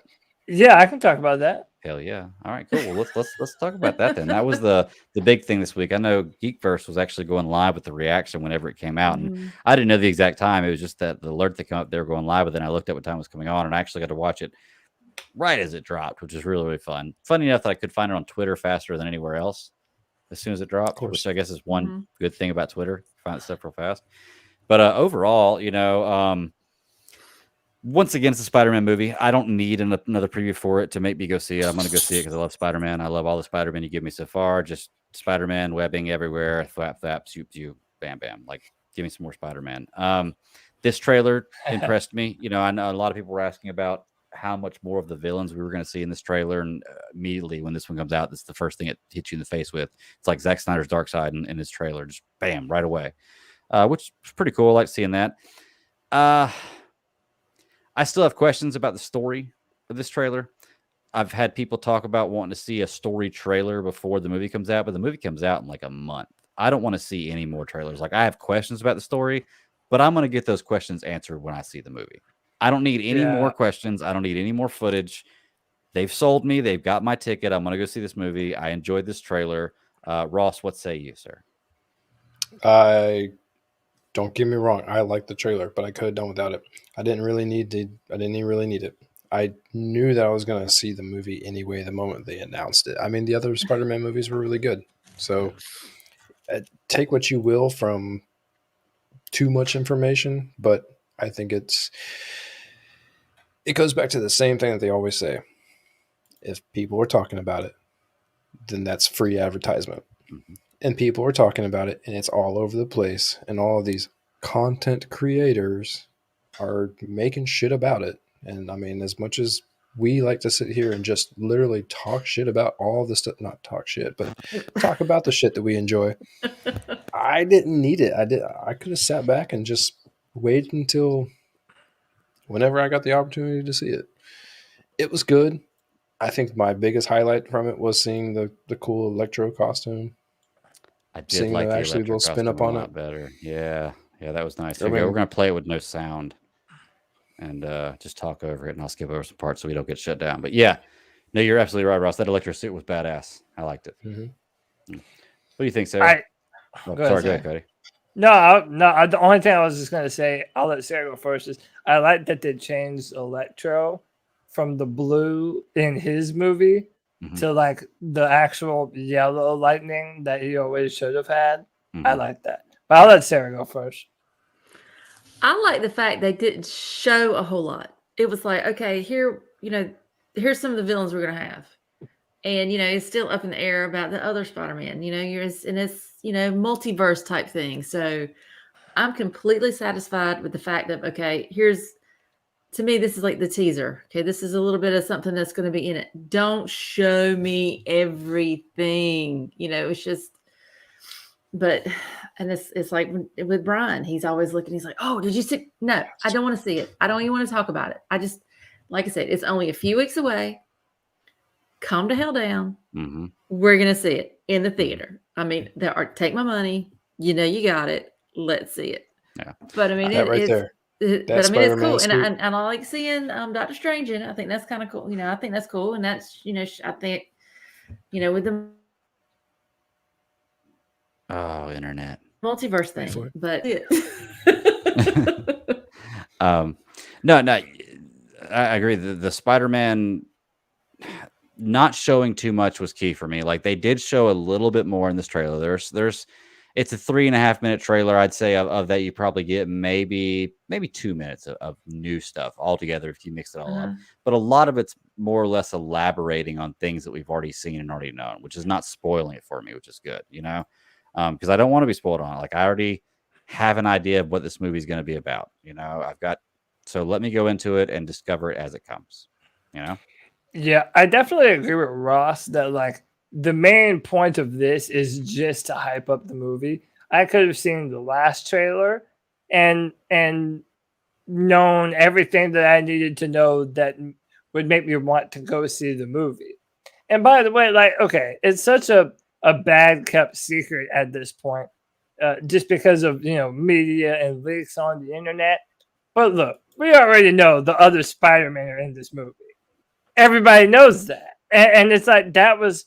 I feel like burying the lead is so far out of the question for Marvel because everybody knows the other Spider-Man in this movie.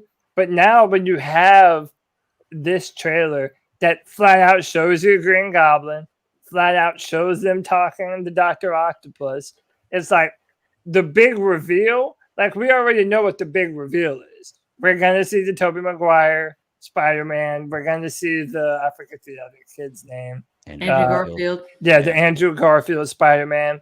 So I'm hoping that there is another bigger, maybe not necessarily like a reveal like that, but I hope that there's some other thing that they're building to in the movie, because I feel like this trailer kind of just blows that out of the water, right? It doesn't necessarily.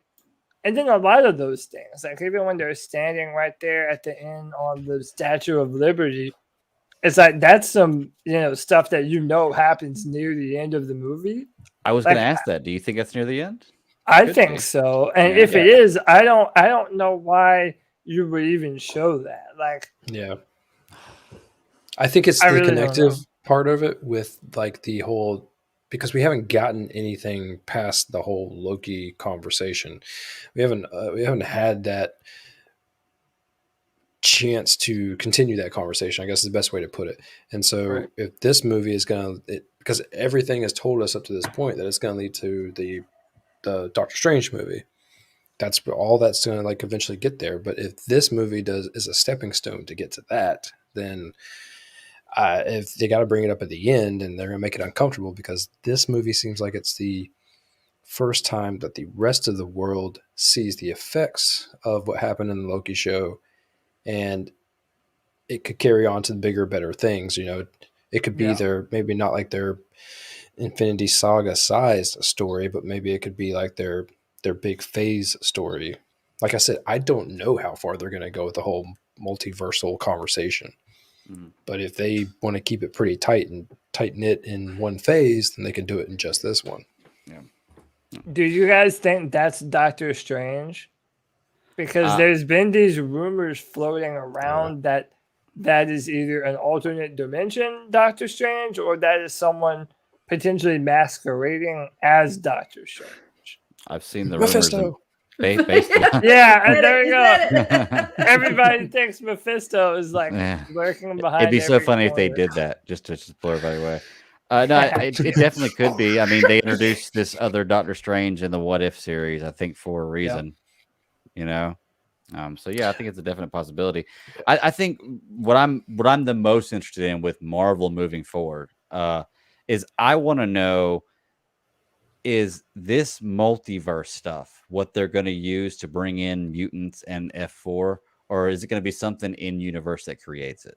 Like, because it feels like kind of a cop out if they just pull them from a different universe, but I guess not, because I just want them in the universe. So it doesn't really matter for me. But would either one bother y'all? I just want to see them in the universe, Not really. Here's the thing.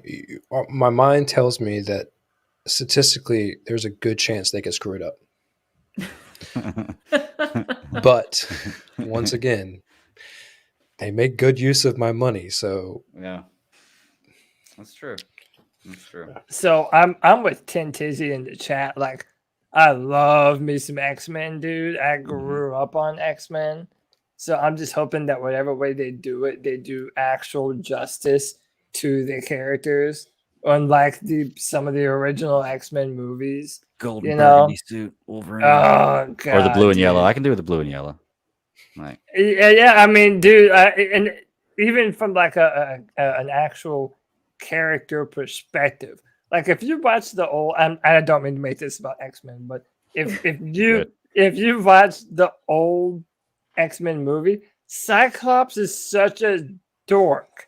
Like, you don't give Kind of a bitch. damn Yeah. about Cyclops. He's listening to to NSYNC in his car. Like, he's meant to be the foil. You want Wolverine. Character. You want Wolverine to get with Jean Grey, and he's just like the antagonist, asshole boyfriend. Whereas in the comics, Cyclops was and is a pivotal leader in all of the Marvel universe. He ain't no cuck.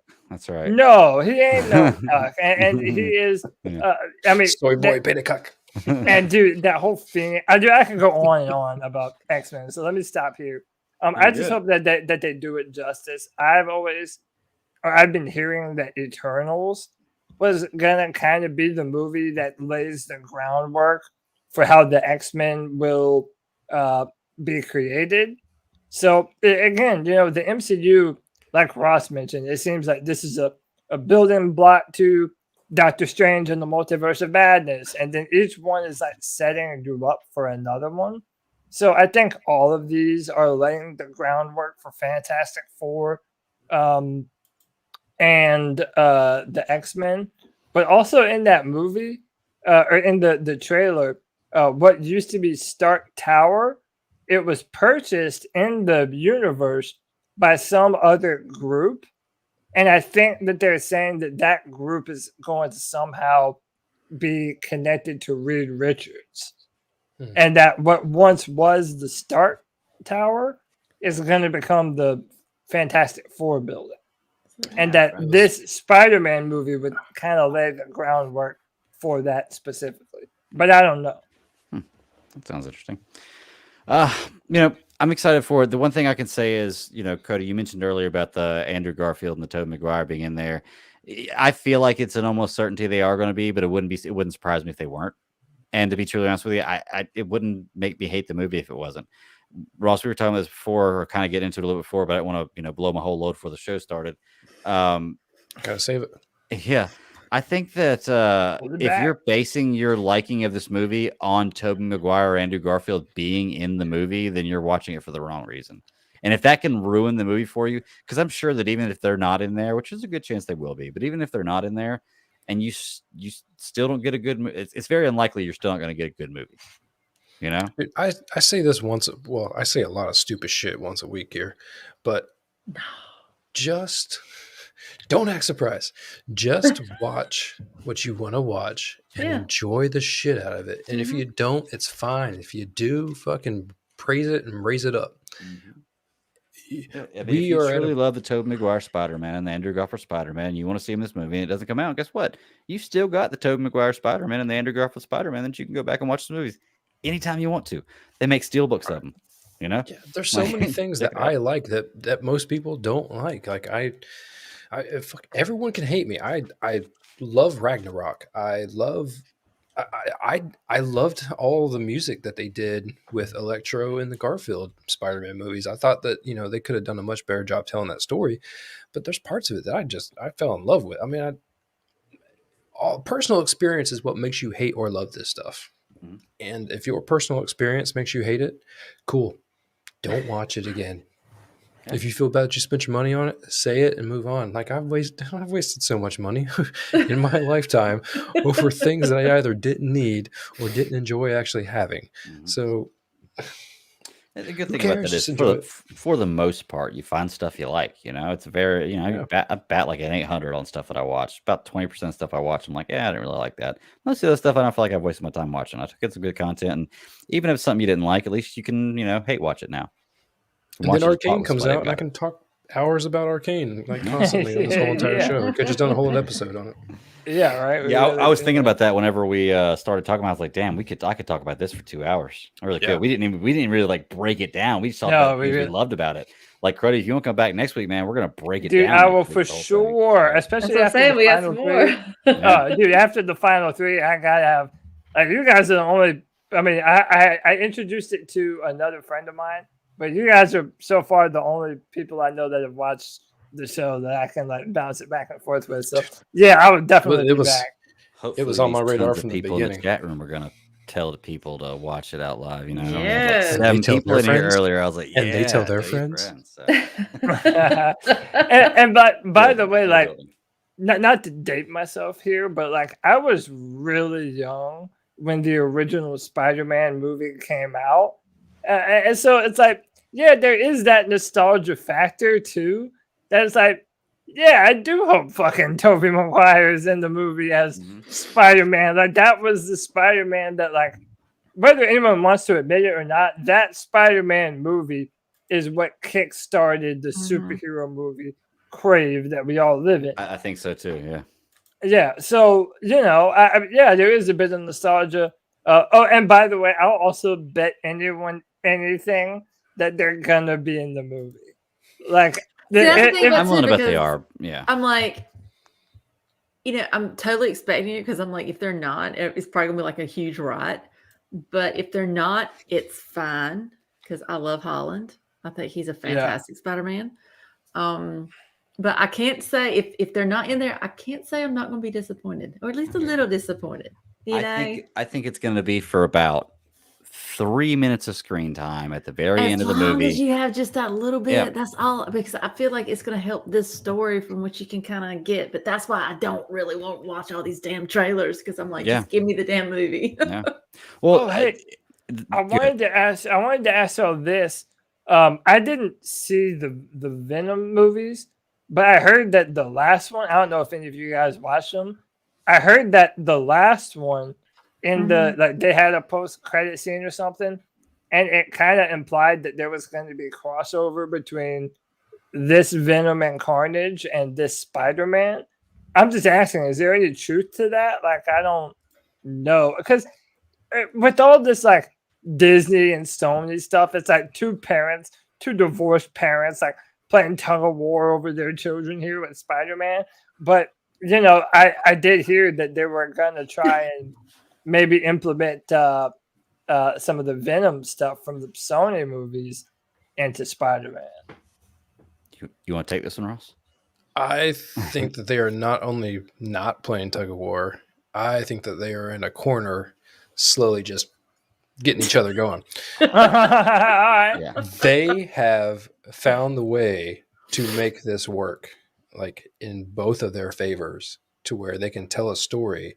When they introduced that whole multiverse thing, they opened up the gates to not bring Sony into Marvel as much, to boost both of them to tell their own versions of stories simultaneously in their own realms. The Venom thing was at the end.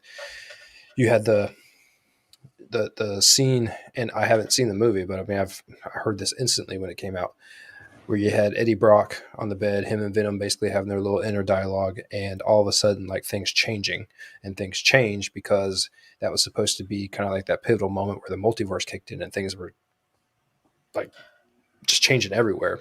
And so whatever they were experiencing changed in real time for them, and they kind of caught on to it.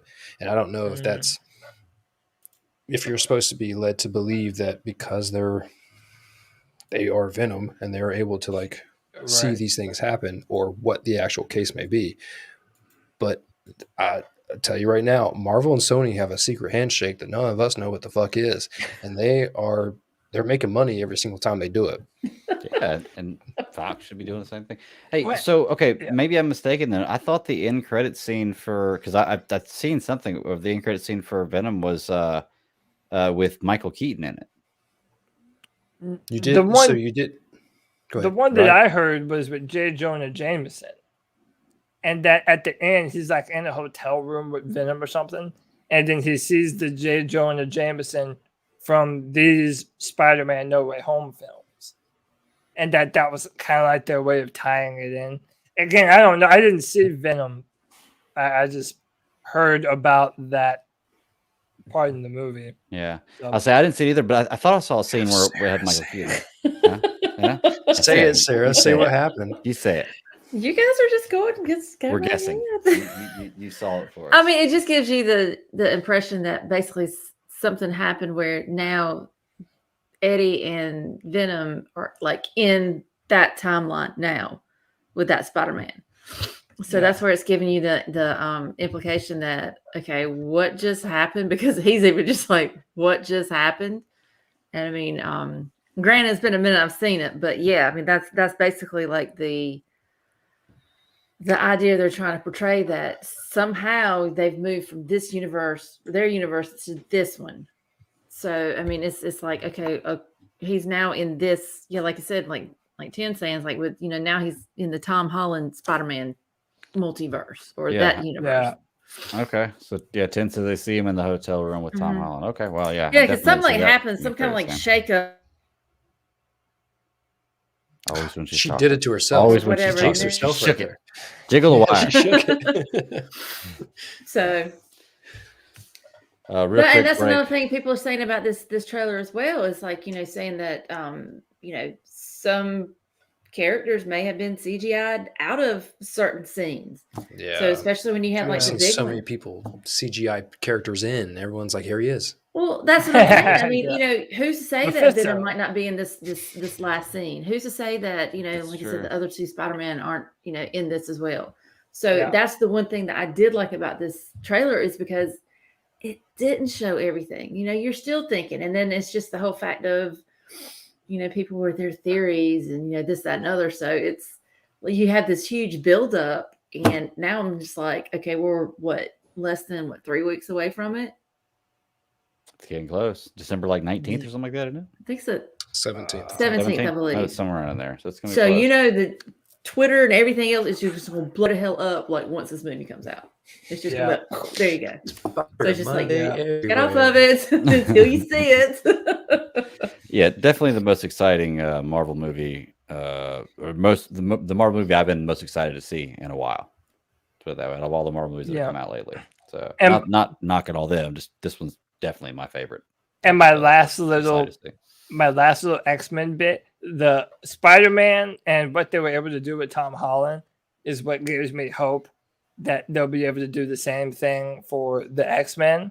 Mhm. Because I feel, and again, I'm not trying, if anybody likes the Garfield movies or the Maguire, whatever, but when those movies like really started to get off track, I feel like Marvel took Spider-Man, did the Tom Holland thing, and they really nailed the character. So I'm hoping like this is what they can do for X-Men, because I really feel like they know their content, they know their characters, and they know how to do them justice. So like movies like this, I'm always pulling for it. I want to see this movie do well. I really like Tom Holland as Peter Parker. Love Zendaya. I just have a crush on her. It has nothing to do with but no, she's great. And yeah, it's a fun movie, man. Like these movies, they're fun. They're the most fun Marvel movies that you could watch. It's a Spider-Man film. So yeah. Well, what do you feel about the campy humor in the trailer? Between, like, I'm sorry, what's your name? Yeah. And then the thank you part, I mean, does it feel more appropriate in a Spider-Man movie? Yeah, and the part where she's like trying to tell Dr. Strange to be polite or say please or something like that. I guess, yeah, because it's a Spider-Man film. Yeah, I guess it kind of lends a little more to that. But again, even going back to the Shang Chi thing, I think there's just a certain amount of that you almost kind of have to expect now. A certain kind of campy. And again, I don't want to go too hard on Disney, but I feel like it's that Disney effect. And like kind of what you guys said earlier. If you appeal to younger people, they're going to love it and grow up with it and keep on paying for it for years to come. So it's kind of expected now. As long as they don't beat you over the head with it and make it unbearable to listen to these characters talk, which I don't think will happen.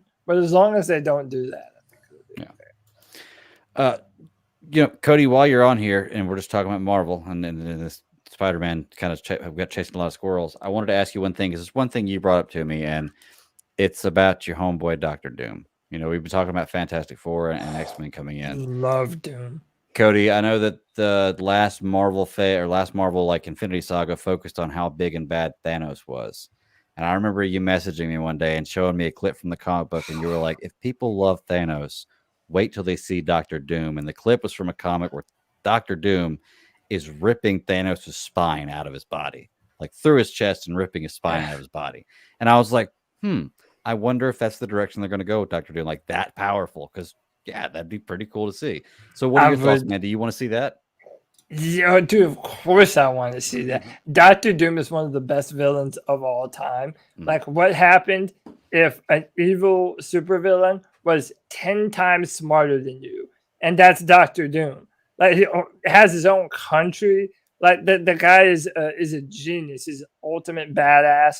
If you look at what he's been able to do to multiple villains in the Marvel universe, like, the guy is just a gangster, man. Like, I love that dude. And I love the cerebral characters.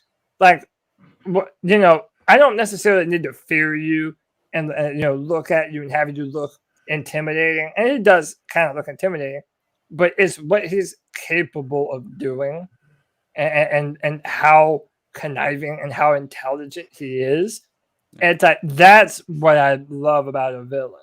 It's that Magneto, Dr. Doom kind of, Magneto, Luthor kind of thing. Dr. Doom and Magneto are two of my favorite villains, maybe of all time. So if they're able to do him justice, and again, that has me hoping that they nail Fantastic Four as well, because those movies, God, third time's charm. Although I will say the ones with Alba in them, the Dr. Doom, the character that played the role, looked the part, and I liked the suit. I thought they did a great job with that look. Yeah, Gillian McMahon was pretty bad. He's pretty badass. So, but those movies were left a little to be desired. I liked the reboot. I didn't think it was that bad. I can see why they didn't go forward with it in the future, because it wasn't great, but I didn't think it was. Well, they also didn't let that director make the film that he wanted to make. And we see the guy that they originally tabbed. I mean, again, he wasn't on like the level of a Zack Snyder, but essentially it was a similar thing with the Snyder cut. Like, this guy had the movie that he wanted to make, and the Fox Studios just flat out cut him at the knees and said, "No, you're either gonna make the movie that we want, or we'll get someone else to make it." Mm-hmm. And it sucks when studios do that. So. Terrible. Reeling it back in, chasing that squirrel. Anything else about Spider-Man y'all want to say? We got a few weeks before it comes out. That's going to be one that I think that I'm going to try to make it a point to go see in theaters, like, as soon as it comes out, because Spider-Man. Why not? No, that's about it. I'm pumped for it. I'm excited to see it. And cool. Yeah. Well, I think all we got left is Foundation and not Prodigy. Discovery. Actually, Discovery. Before you jump a whole lot, since we were still kind of in the Marvel-ness, like, the only thing that really came out, news. A bunch of stuff kind of came out today, was just some casting things. And since it kind of covers all of Disney, I'll just mention all three of them that I saw. The two for, you had the one for Blade, which was Delroy Lindo. I don't know if you guys remember Get Shorty, or if you ever watched like Romeo Must Die, or I remember the movies, but I don't think I know the character. So, you can look him up. But so they cast a character for Blade, and they cast one for a Star Wars show. So the Ahsoka show, they actually cast Sabine Wren. They are bringing her into the show, and they do have an actress pinned for her so far. Her name is Natasha Bordezo, I believe is how you pronounce her last name. And she is going to play Sabine Wren, so we are getting that character in that show. On the third piece of news is, I don't know what it is, but ever since Scarlett is now talking back to Disney again, apparently she's going to be producing a new Marvel flick with Kevin Feige. So I don't know if they're just going to allow her to put her name on something, or if they're actually going to give some sort of influence. But I don't. Oh, they got Mahershala Ali to play Blade. Oh yeah, Blade, yeah. No, you didn't see that during. That was like the thing like 2 or 3 years ago. Yeah, it was a lot. Well, that was what I was going to say. Here's what's funny about Blade, and I get COVID and everything. Blade reminds me of is Marvel's Flash movie, where it's like you hear it and you're like, oh, cool, okay, I like this casting. I could dig this story. I want to see this character, but you never hear anything about it, and it seems like it's never going to come out. Yeah, I did know this. They threw that worm in the water way too early. I don't understand why they needed to bring it up. It was at their last. It wasn't Comic-Con. I don't think it was a D23 was Comic-Con either. like 2 years ago, wasn't it? It was before COVID. It was when they talked about Thor: Love and Thunder and all that stuff coming out. They put him on. Yeah. They put him up on stage. I mean, don't get me wrong. I'm excited for the new Blade. I love the old Blade movies, and I think that the new Blade's going to be great. But it's just one of those things. It's like when I see something about it, I'll be more excited for it. I've heard about it for so long and not really seen anything, huh? It came out of left field. I mean, it's like you have all these things. Oh, and you're getting Blade. I'm like, what? Wait, what? Like, don't get me wrong. They're really trying to build up. I watched all 3 Blade movies. Yeah, and the Blade movies were good. You know, the first one, I mean, you can't get the song and the rave scene and everything out of your head. And I mean, his sword is cool as shit. Yeah, but at the end, you're like, you're gonna bring Blade back in. And that's what makes me think that they're really just trying to plant seeds. They're really just trying to see what they can do. Yeah. Throw something on the wall, see if it sticks. You know, if yeah. Morbius does well, maybe Morbius, little this, little that. Yeah. Exactly. And people forget that Blade movie, the original, when it came out, it was way more successful than they had even intended it to be. Mm-hmm. Again, that was another one of those movies that like, oh yeah, hey, even kind of characters that you don't really know and love, if you put them in a movie and make them the center of attraction, it can be a big deal. So yeah, Blade kind of was a part of that too. So yeah, I'm pumped for it. Yeah, whenever there is something to be seen, I'll be excited for it. One of you mentioned earlier, it might have been you, Ross. Like, they have so many things that they have to juggle. Okay, now there's vampires. So explain that. Go. It's like that. They have so many different mouths to feed. I would love to be a fly on the wall when Kevin Feige and all the other writers are like coming up with the through line story that spans throughout all the movies that they're planning, because that's got to be a task. That's a no cell phone, a no laptop room. Yeah, it's like there is not an internet connection within like 5 miles. Like we have to go somewhere in the desert and sit down and like a lead top canopy secret above us in a bunker somewhere. And can I say in those rooms? They do. Yeah. Of all the things they do, there's always some kind of leaks or photo sets or something that comes out. Every movie does, but for some reason, like one Blade, I haven't heard anything. Huh? I'm just gonna say, Baby Yoda. You didn't see that one coming. True. There are certain things, but I was gonna say they've done a really good job with as far as the X-Men and Fantastic Four go in this universe. I've heard nothing, and I honestly don't know what their full rights are to them yet. If they've got full rights to say or do anything with it, but I've heard absolutely nothing, which means they either A, don't have anything in the works, or B, they're doing a really good job keeping a lid on that. They got red yarn on the gigantic ball that they are just piecing little things together and like, here's how we're going to get there. Here's what we're going to do. I don't know. Like I said, I think that originally it was just like a big whiteboard, and now it's probably covering the walls of a few rooms, the entire plan. It's like looking at a really difficult math equation. If you lose your place, you'll never get back to it. So, but it's Marvel. They've got my money. Like you said, they make good. Ross, you said they do a good job with our money. So I'll keep paying. That's all I got. That was the minor stuff that I just saw kind of come out. So cool. Well, Cody, did you want to stick around for the Star Trek stuff and the Foundation stuff? I would have nothing to be able to add to the conversation. So, I hear you. Yeah, but no, I love coming on the podcast with you guys. I don't get the opportunity to like podcast much about stuff that doesn't have to do with the Panthers and grown dudes running full speed into each other. So I definitely appreciate it, man. And whenever you guys do the Arcane, the next half, I don't know if you're doing it next Friday or whenever, but let me know, dude. I'm definitely down to come and talk about the show. I'm loving that show. I think it's awesome. And then tonight, when I get off here, I'm gonna go watch the Cowboy Bebop movie.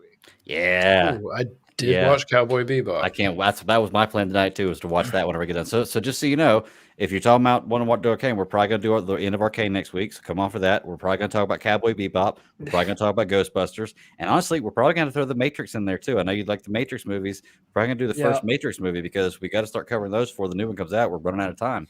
So you gotta watch. You gotta watch Hitmonkey. Yeah, Monkey's another thing we might check it. So there's going to be a lot of stuff, man. It sounds like you're into a lot of stuff we're going to cover. You're definitely welcome to go back next week if you want to. Yeah, hell yeah, dude. I'll definitely be here next week, man, for sure. Yeah, we'll tell them where they can find you, buddy. Yeah, man, you can find me on Twitter at Cody Lac, CODYLAC. Again, I'm on the C3 Panthers podcast with my man Greg here. We go live every Tuesday night at 9 p.m. Every Friday at 7 p.m. for the Friday free-for-all. And then Sundays we do a post-game show after the Panthers play, and you can find me there. All of my written work for football is at drafttech.com. I'm the Panthers analyst over there. I write first and second round comments for the Carolina Panthers. And that's it, dude. I talk a lot of shit on the internet, man. I don't know why people listen, but you get some tweets that pick up some action for sure. That's they go crazy. Hey, if you're a Panthers fan, man, come check us out. We get fans from all over the place, not even Panthers fans, just from other teams. If we're playing you that week, come check out our show, man. We're friendly. We like to talk. We like to debate stuff. We just hit 3,000 subscrirbers, Pastor. Right? Yeah, we hit 3,000 subscribers.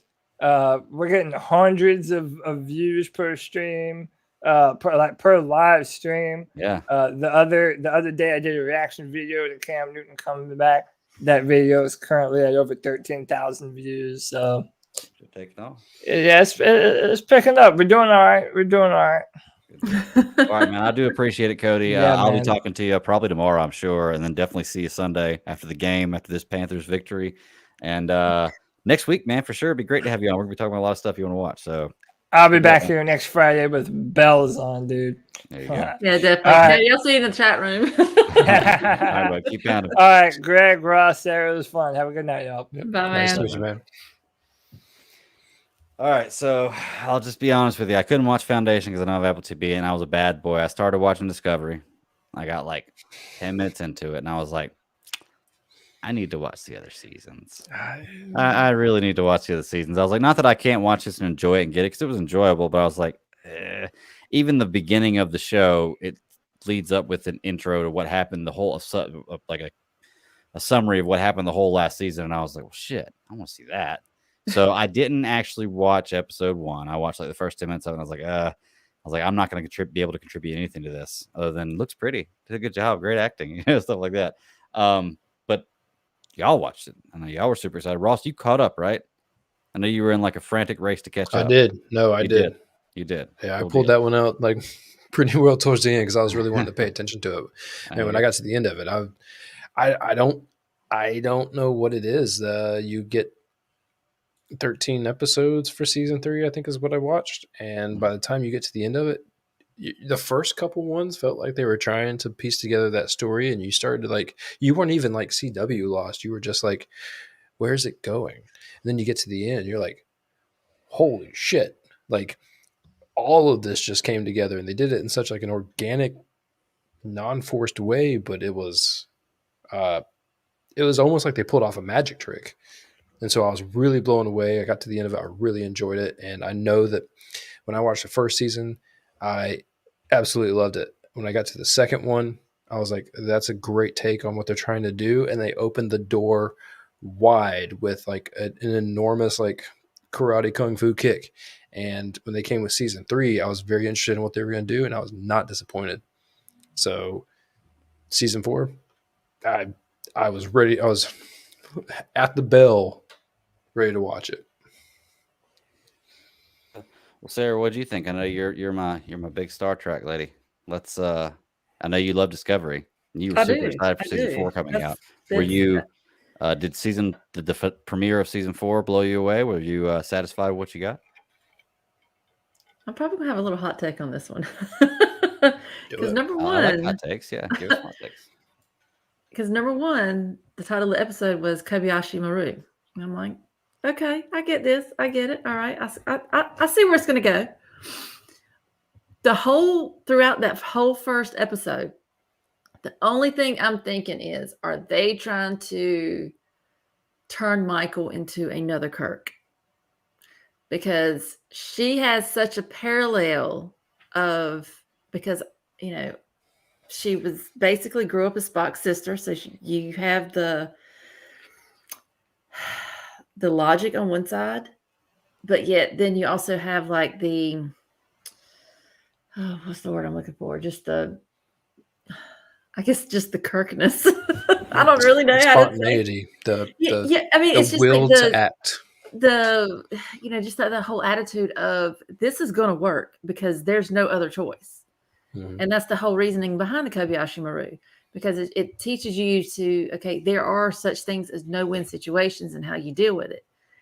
But that's the only thing that was stuck in my head throughout this episode, because towards the end, I'm like, okay, this is, I think I'm kind of seeing how this episode's going to go, because all 3 other episodes have been kind of like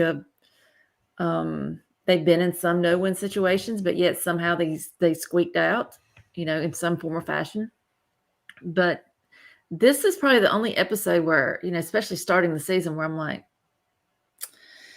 okay, I kind of question it a little bit. But I mean, that's kind of the way some of the seasons of a lot of the shows I've watched this year, where I'm just like, okay, let's, There seems to be a about it. theme. Yeah, I know. It's like you love it, and then it's like some things happen, you're like, I don't know about this. But I don't know. I think that was like probably the one time where really with Michael, I was like, lady, I mean, come on now.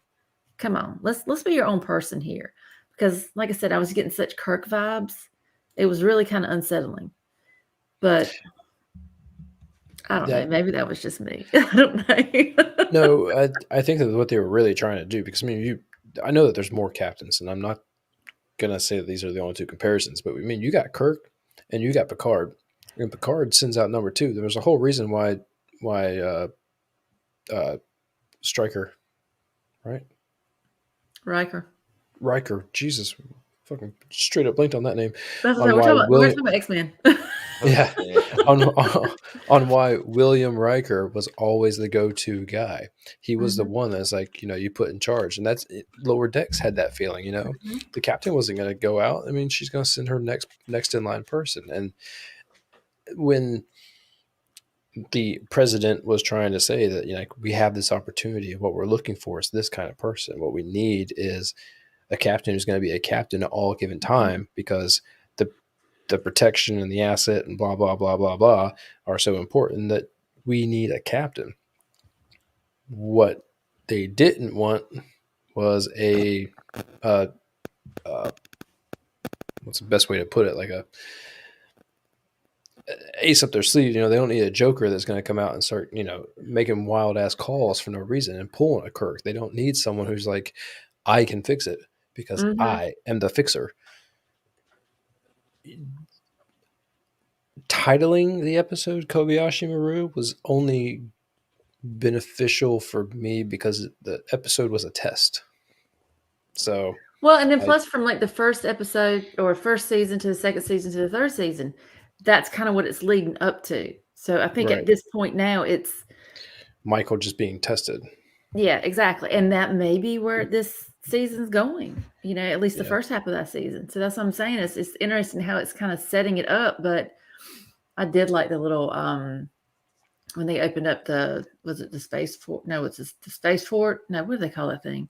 Anyways, it was named after Archer. I was like, that's so sweet. I love that. And then talking about how they were going to put the shipyard almost. Yeah, it's like basically where they just do like their upgrades in their ship and whatnot. And then also they were talking about that they were looking at Voyager to put in this next generation drive, and I'm like, oh, y'all are speaking my language. So I was like, that was great. I just like little tidbits like that. So no, they definitely threw in all the candy that everyone wanted to eat. So they did a fantastic job of making all the first episode of this season calls, because it almost felt like when I watched the finale for season 3, the way they wrapped it up was like most shows do. Like, we don't know what's going to happen next. So we're going to put a nice little button on this and just let you think of what you will. And now when they come back with a new episode, they get renewed, they say, hey, I'm sorry, but we got to take that bow back off because, we weren't done packing that box full of shit that you're going to enjoy. Well, then also too, because, the whole first episode for this is, it's like the reestablishment of the Federation.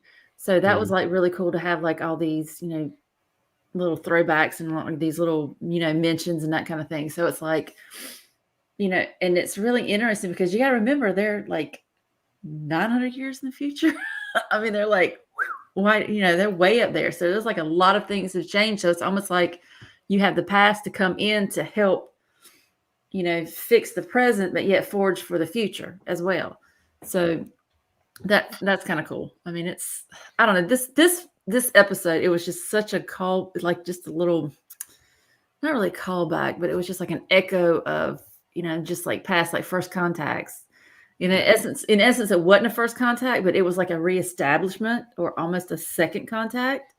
So, I mean, you had that. And then, like I said, also it's just that echo of, how strong, Kirk was, because he was such a, and Michael, she reminds me a lot of him. But then again, she grew up with Spock. So it's like, it's almost like you try to put it in that little, not that universe, so to speak. I mean, it still is the same universe, but it's just, I don't know. It's like they're echoes. carving their own way. It's like echoes of the past. I guess that's how I kind of see it. So from an outsider looking in, just looking at y'all talk about this and watching y'all's faces whenever you describe the stuff, and this is obviously a show you both love. Is this the best Star Trek show? Well, it's the Star Trek show right now. I know. I mean, in existence. I mean, Picard, compared to all the other Star Trek shows. Like, is this? I mean, I wouldn't say it's the best. It's like you have to. It's just really enjoyable. Which each franchise has its own feel. So, like anytime, like I said, and I've told you guys countless times, Voyager, that's my jam. Anytime I hear, references to Voyager or references to Janeway or references to anything like that, to me, I'm just like, oh, okay. Because it just feels like, to me, even though everything is kind of like you got a timeline. So you have this happening here, this happening here, this happening here. And some of them are happening in conjunction with the others. But it's just when you hear something like, like the newer stuff, it's trying to tell its new story, but yet I love the fact that it brings in the history of the others, if that makes any sense. Yeah. So I think that's why I like Discovery so much, because you started, in essence, it's like you started with the original series because that was in kind of like that little timeline. And now you're pushed all the way to the forward and you're still thinking about what you've already known. I mean, it's past. I mean, it's like eons ago, like with Picard, you're still thinking it's still in the next generation type world, with some of the characters and stuff. And they even have some of the Voyager and that kind of thing. It's just how everything ties in together. Mm-hmm. If that makes sense. Star Trek does what Star Wars should do. And that is take a basis of a universe and play with the timeline. Like, imagine that the Skywalker family in Star Wars would be like one episode or one series of Star Trek. Mm-hmm. And you could tell so many different I want to say it wasn't fantastic. You could tell so many different and better stories because you could be able to do so much with it. Jump forward, jump back. I mean, Discovery, I'm pretty sure we've already said it, so there's no spoiler, does all of that. Mm-hmm. It jumps all over the place. It has connective tissue, but at the same time, like, there were things when I started watching the first episode that I kind of had to come to terms with because they introduced new stuff. And I wasn't a really big fan of the suits, and the suits is a real big Star Trek thing. Like whatever they're wearing. I mean, everyone wearing the same kind of color threw me off a little bit. But by the time that we made it to, this new season, transcended that whole thing. So they're finally doing something new, and I haven't quite figured it out yet. But they're so far in the future. Like they are, I don't remember, someone did a breakdown of the timeline, Mm-hmm. and I can't remember where they're currently at, but it's ridiculous because their reach is extreme, and that's what you should do. You should just play with the whole entire thing, live within the basic core rules of the universe, and then just play with it. But the one things I love about Discovery too, especially they're like so far in the future, is like if you just look at the races, like the president I think she's some form of like a Cardassian, because Actually, 3 different species, I think, is what I read. well, that's the thing about it, because it's like the evolution, because you know the face isn't quite as extreme as what you're used to when you see in the Pause. DS9. So this is how we There we evolved, go. and even like with the Andorians, and oh my gosh, I'm trying to think what else. There was like all the other, the other races and species and whatnot. And I was like, to think about that, it's like this, you're seeing an evolution that's like taking place, and now you're like stuck back in it. So it's I think that's what I like about Discovery, is like it's just gone so much further so quick, and just see how everything has changed, because now with them to go so far in the future, so far forward, to where you're almost reestablishing the Federation. So you're like relearning what the Federation's about. Like Greg, you watching Prodigy, it kind of gives you like a little, summary. It's almost like a Cliff's Notes type thing of how what it is and what it stands for. And it teaches you the rule book. Yeah, and with Discovery, I mean, you're already in that, but yet you're learning it a little bit more, where it's almost like it's starting over, but it isn't. So yeah. Well, and that kind of ties into this question I had here about learning new stuff. Tin Tizzy asked, "Do the new shows tie into the newer movies?" And I'm assuming he's talking about the Calvin Timeline movies and Discovery and Picard. Do they tie into the newer Calvin Timeline movies at all? I don't. Other than the fact that it's Star Trek. The Calvin Timeline is almost like it branched off into a new timeline. Like but that's not the new like prime timeline. That's just no. It's branch. Like you've got the prime. So basically, what happened with that one is, like, he had Shatner and Nimoy's Kirk and Spot. So what happened at this point in time, that timeline, it broke off into another one, because a lot of the relationships and things that happen are like totally different, because it with the Romulans, Nero coming in, and just broke off into another timeline. So that gives the opportunity of something totally new happening, instead of what you've had from. It's your favorite subject, Greg. Time travel. Actually, of all the time travel stuff I've seen done, Star Trek did it the best. They did the for me the most easy to understand. And I was like, okay, that makes sense. I don't have to question that. I understand what they did there. So Star Trek did a great job with time travel, as far as I'm because you're not going back and forth. Right. The only thing that went back, the only thing that from the Kelvin timeline that was from like the prime timeline was Nimoy's Spock. That was the only one. Yep. And so when he was gone, that just basically took it all out. So that way, that gave that timeline the opportunity to just because they killed the rest of them. Moving full speed ahead in its own, or its own world. So it made it a little more simplistic. Instead of trying I love the Kelvin timeline movies. I mean, even the third one was mad, but shit. It wasn't as good, but it was still fun. Sadly, that was the only one I saw in theaters. The first one is one of, I mean, like it is.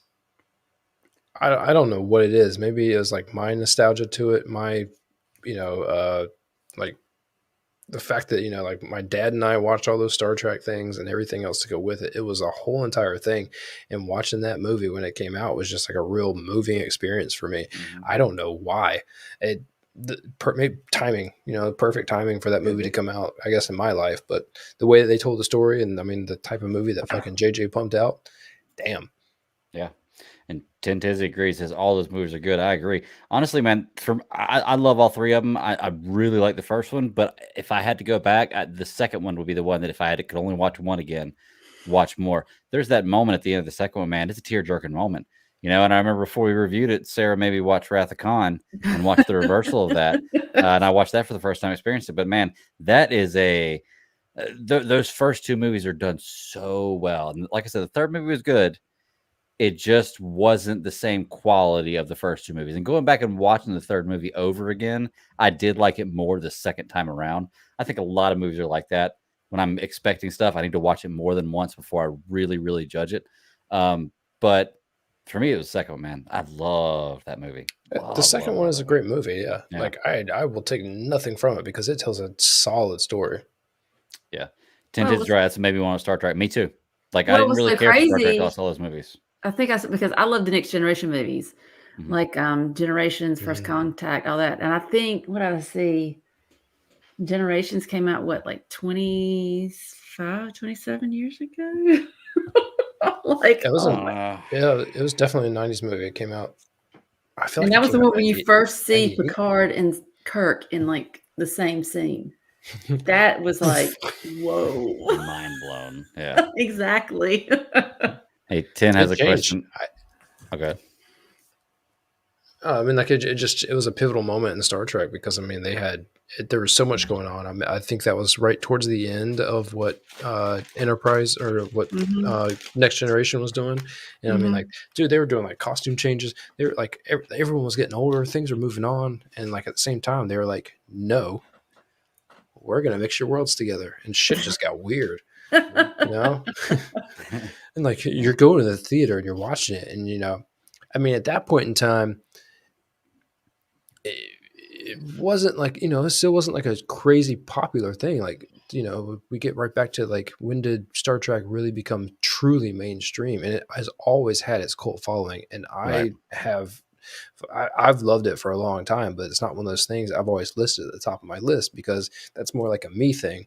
Star Trek has been a me thing where it's like, I know, like, I knew everything about Star Wars until I just was like, and I don't need to know anything else. Like I don't need it. But Star Trek has always been the thing that it just slowly follow and digest it as time allows. So I can't say that I like any one thing more. It's just that definitely the Kelvin timeline stuck out.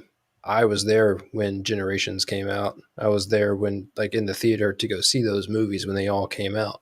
So I was there for all that. I was just at, once again, a different point in my life. So well, speaking of points in our life, this one's bringing one way back here. Tin Tizzy asked if Ross or Sarah is a fan of Stargate, and me and him had talking about this in the chat while we're talking about the show. Ross, I can't remember. Did you and I go see this movie together when we were younger in theaters? Because I saw this movie in theaters, and this is right around the time when I think that like our parents would have still had to drive us to the theaters. This is like what, like 96, 97 was Stargate, the first movie? Dude, I just watched Stargate, that movie, like less than 4 months ago. Like it was on something. Like I just put it on. Like shit, I ain't watched Stargate in forever. It's I'm a not killer gonna lie. movie. Like I probably fell asleep right before the end. But Yeah. Stargate, the really movie tired.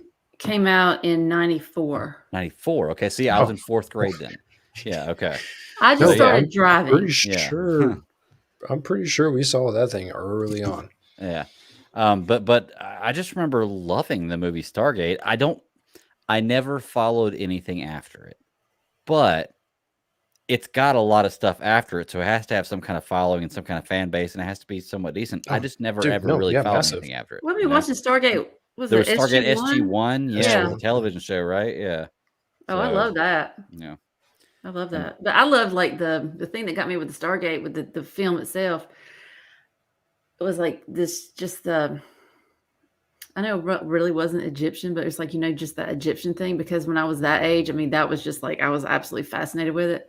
And what's so funny is when Brian and we bought our first house, I found this big relief type thing, and it's got like this big circle. I'll have to send you guys a picture of it. As a matter of fact, it's like right over here on this wall, but we call it our Stargate because it's like this big circle type relief looking thing. So yeah, I thought that was the coolest looking thing when I was younger. Like just like the water, and like when they would put the first scene that somebody puts their hand through it and then puts their face through it in the first movie, it's like that looked so effing cool. And I'm pretty sure all it was them putting their face in water and then filming it from underneath, you know. But for me, I was like, how do they do that? It's amazing because, like I said, we had to have been in 4th or 5th grade in '94. So Dude, one of because the two. it was Depending on when it screaming of came out like in 94. Robert Patrick vibes from like the T1000. I mean, like it had like it brought like a whole entire similar thing that was just, I mean, out of nowhere.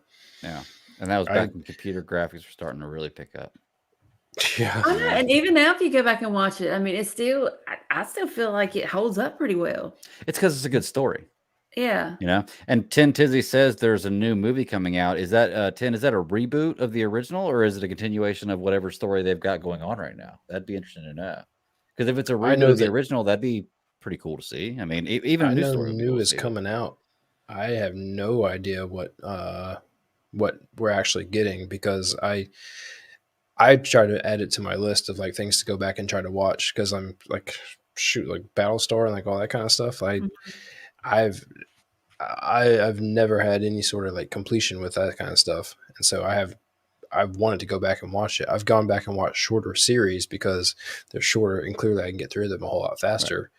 Right. But no, I have not watched any of the Stargate stuff, and it's mainly because that stuff was on TV when I was a kid watching other stuff. I don't have a good enough reason for skipping out. I do know that I'm pretty sure it's SG1 that I saw all over the place, and I watched a couple episodes of it, but it was one of those things like when I put my foot in, like I got lost and definitely wasn't able to like keep up with it. All right. But you, Sarah, were you I think felt like you kind of have the same with us. You have knowledge of Stargate, but you didn't really. Did you dive into any of the other stuff? I mean, I watched SG1 for the longest time. Like I said, I mean, this was around the time that, let's see, what that came 94. So this was like what, late 90s. So, you know, I was probably out and about a little bit more than you fellas were. But I do remember watching it because it had oh God, what's his name from MacGyver? Because I knew he was in it, so that was the one thing that pulled me into it. But I had watched the movie so many times that I understood what was going on. So whatever episode I jumped into, because I cannot remember what network it came on, but I do remember watching a lot of it. I watched that a lot more than I did Atlantis or any of the other ones. So yeah, No, I that did. might be I something was we in gotta it for a check out. minute. I was in it. That But might it's be good. something we go check out. You know. Well, I That'd mean, be if pretty it good. comes on every now and again, I mean, I'll watch it. I mean, I can't say that I've watched every single episode, but it was something that like I said, I knew what was going on. It wasn't like I was completely lost because it was, each episode of the show, they were just going to, the different worlds and just doing different, this, that, and other. Of course, they had underlying storylines, within SG1 itself. But I mean, it was a cool show. I mean, like I said, sci-fi. Anything at that point, sci-fi. Now, I never got into Battlestar. Yeah, there's so but many things. there's a lot in into Battlestar. much. That was real deep. Well, Nathan sold me right here. He says, Yeah, SG1 sci-fi. That's season right, 1. because I was all about Sci-Fi Channel. That's Yeah. exactly right. Is That's it exactly sci-fi? right. That was back when it was sci-fi, not sci-fi, right? The Yes, sci-fi. that's Yeah. when it actually showed like science fiction stuff instead of all Yeah. this. I don't even know what the hell is on it now, but Well, yeah, I think that was, Nathan. Oh, go ahead. yeah, that's what I'm saying. It's just like that's when sci-fi was the jam. It's like that's what I watched. If I Yeah. was watching anything cable related, it was like sci-fi. Oh yeah. Nathan sold me on SG1 season 1, blood and boobies. Got the 2 B's. I like it. I'll Thanks, watch it. Nathan. Yeah. Let's see. Tim's talking about every episode is pretty much standalone, but there's one massive storyline. It does sound like a good show. Greg Ross, if y'all watch it, you're welcome. Oh yeah, it sounds like yeah, I trust what Sarah says. If Sarah says it's a great show, and of course trust you 10. I haven't really talked to you a whole lot about media, but Sarah's watched it. I'm sure it's something that I'd be interested in because we have kind of the same taste and flavor and things. So I'm sure Give me it'd be sci-fi. fun. Anything sci-fi, I'm all about it. I love the sci-fi. Yeah. Love it. Oh, I'm trying to think. Well, that's really all we got other than Foundation. Ross stepped away for a minute. But Sarah, did you say you did not get to finish Foundation? I didn't. I know Okay. the season finale dropped, I guess, today? Okay. Do you want to hold off and Well, it's on my so you can list. watch the I mean, it's on my finale? list. Okay. My thing is,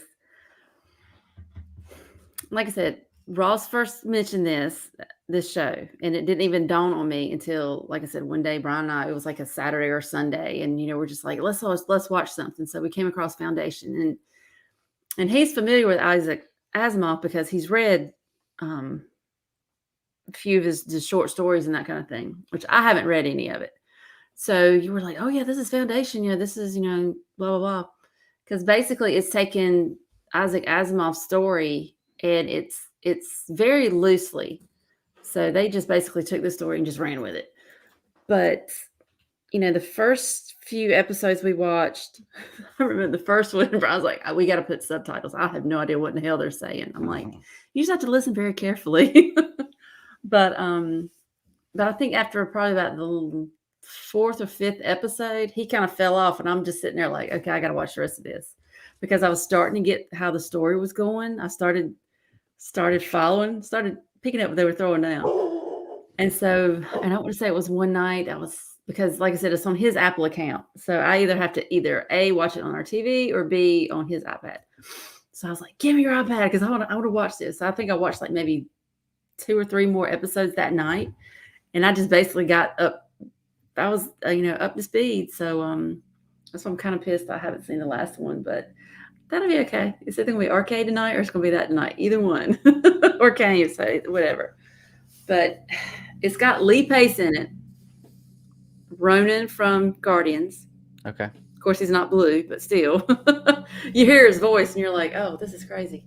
But it's just a really, really cool story once you dive into it because it's political and it's like a historical, political, geopolitical. I mean, it's just it's crazy. It's a really cool story. I don't want to go too far into it because Greg, I really want you to watch this first. It's like I don't want to color your opinion on it. But you got to get into it because I mean, with like Lee is so commanding. I mean, the story is it's so crazy for you to wrap your brain around. It takes a minute. It takes a minute. It does, and it is definitely like it's intelligently done because you do have to work to put it together. And you're not working hard, but you gotta follow. You gotta understand what they're doing because one of the first things that they do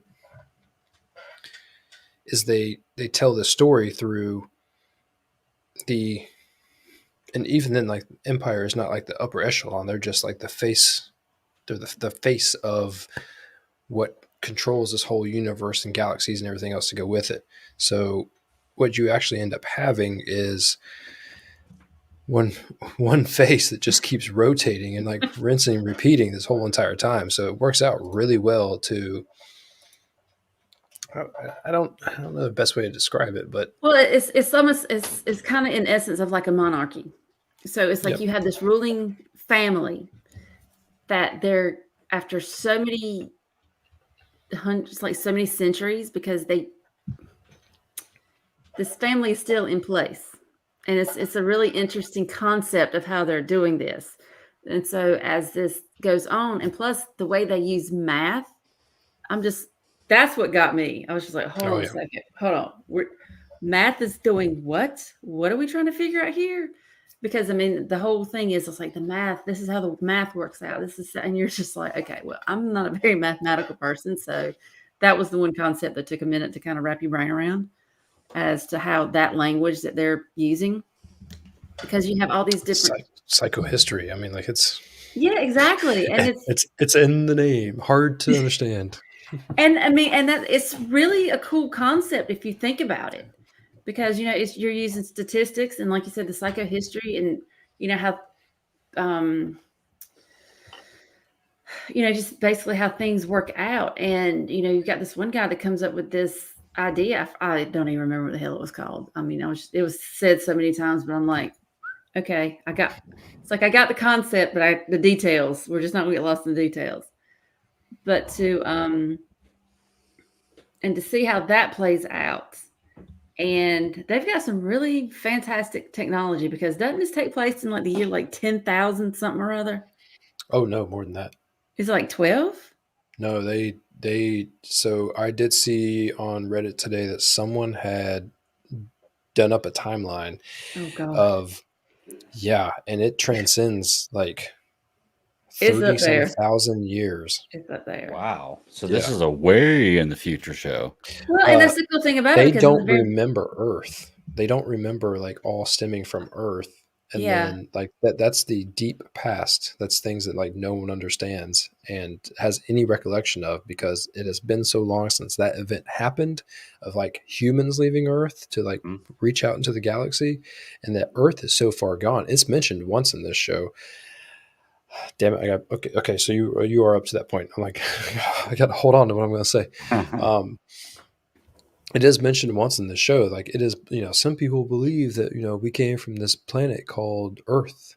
And like, like it's such a fable tall tale that that's how far in the future they are.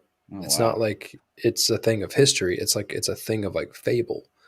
And so if they're truly in like I want to say what I read was like 30 something like that 1,000 years into the future. And you can believe it because you remember when we were kids, we all thought that we were going to have flying cars and shit. Well, with the technology that they actually have, and it is practical, like they don't have a whole lot that's unpractical or impractical. It seems like it would take that long to kind of establish it and make it work in a functioning way. Even then, there's also technology that they don't exactly have like mass production, like one-off kind of stuff. So the show does a really good job of like kind of reaching out to that point. Space travel is done in a really weird way.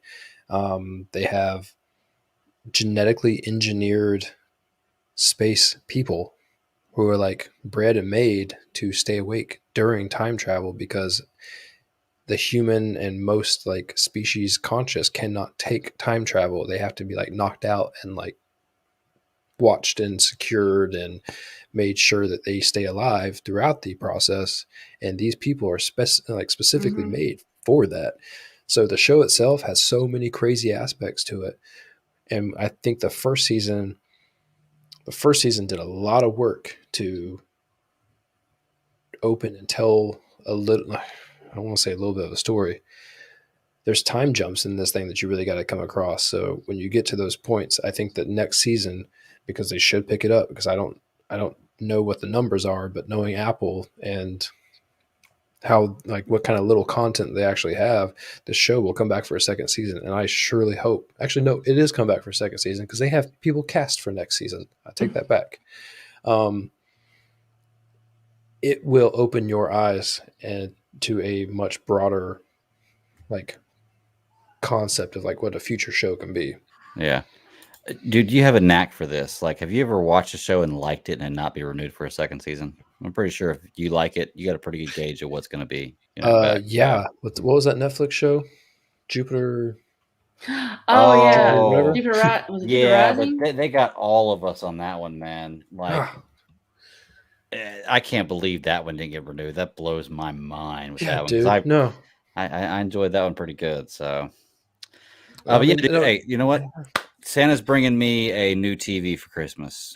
It's by Santa, I mean Daddy Santa's bringing me a new TV for Christmas, and I'm going to be able to buy Apple TV then because the TV I got a stupid smart TV, and it's not new enough to get Apple TV on it. So as soon as I do, I'm going to get on there and I'm going to watch, what's that funny show everybody likes? Ted Lasso. Ted Lasso. And dude, that is a you and Ashley show. Newsroom and all this stuff. Everybody's like, you got to check it out. Like, I'm definitely going to get onto it. So, but yeah, Foundation, from what y'all are saying, it sounds great. It sounds like a fantastic show.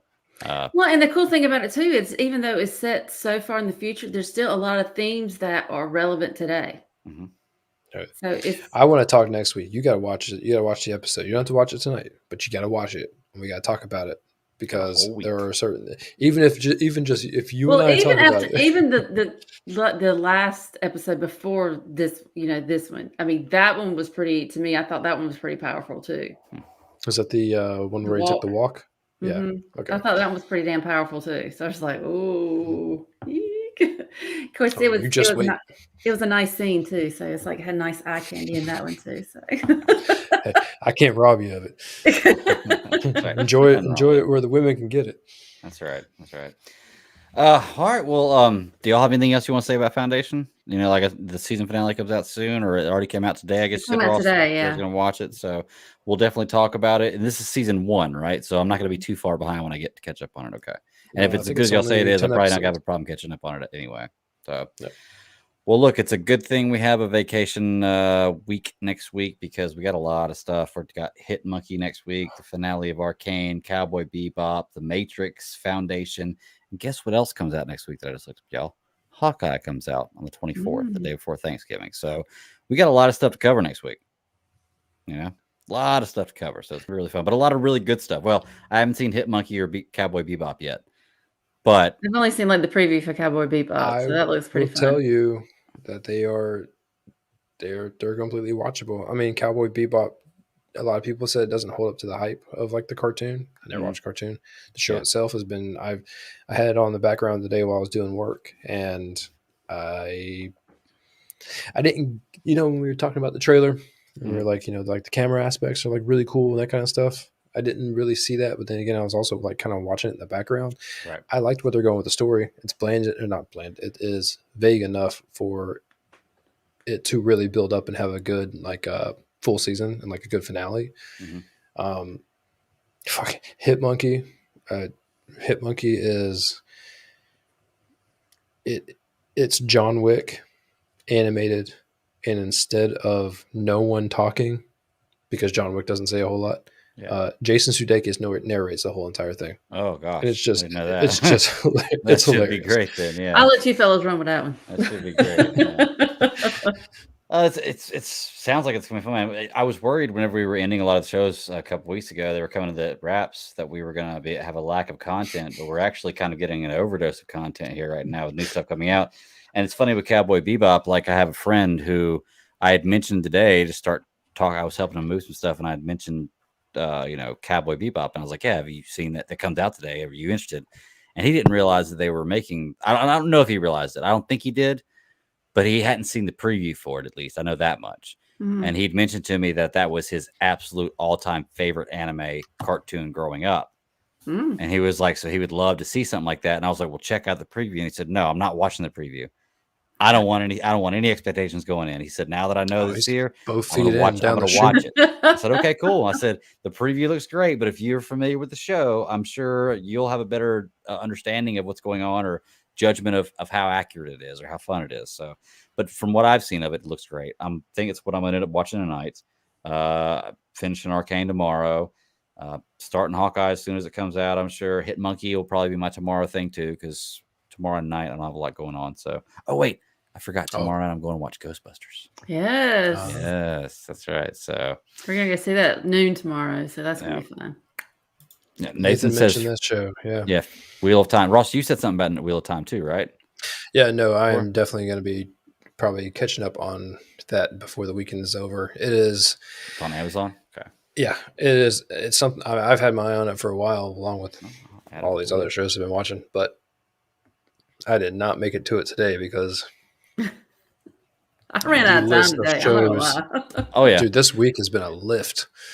It always is, dude. It's so hard to cover all stuff, but a lot of it's just stuff I'm going to watch naturally anyway. So I'm going to add Wheel of Time to the list, and it might not be something we cover next week, but if we end up getting to be able to watch it and binge it, and all of us watch a season of it, then yeah, we can definitely check that one out because I'm down. So, y'all saw Red Notice, right? I think Sarah, you told me you saw it the night before. Ross, you said you just finished it. Great movie. They said that. I hope they set that one up for a sequel. Great cast of characters right there. I like that. But the whole time I was sitting there thinking of 6 Underground, the other one that he did for Netflix.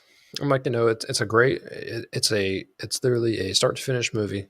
It's got a story, and when you get to the end, they set it up to where you can have another one, or you can just leave it. Yeah.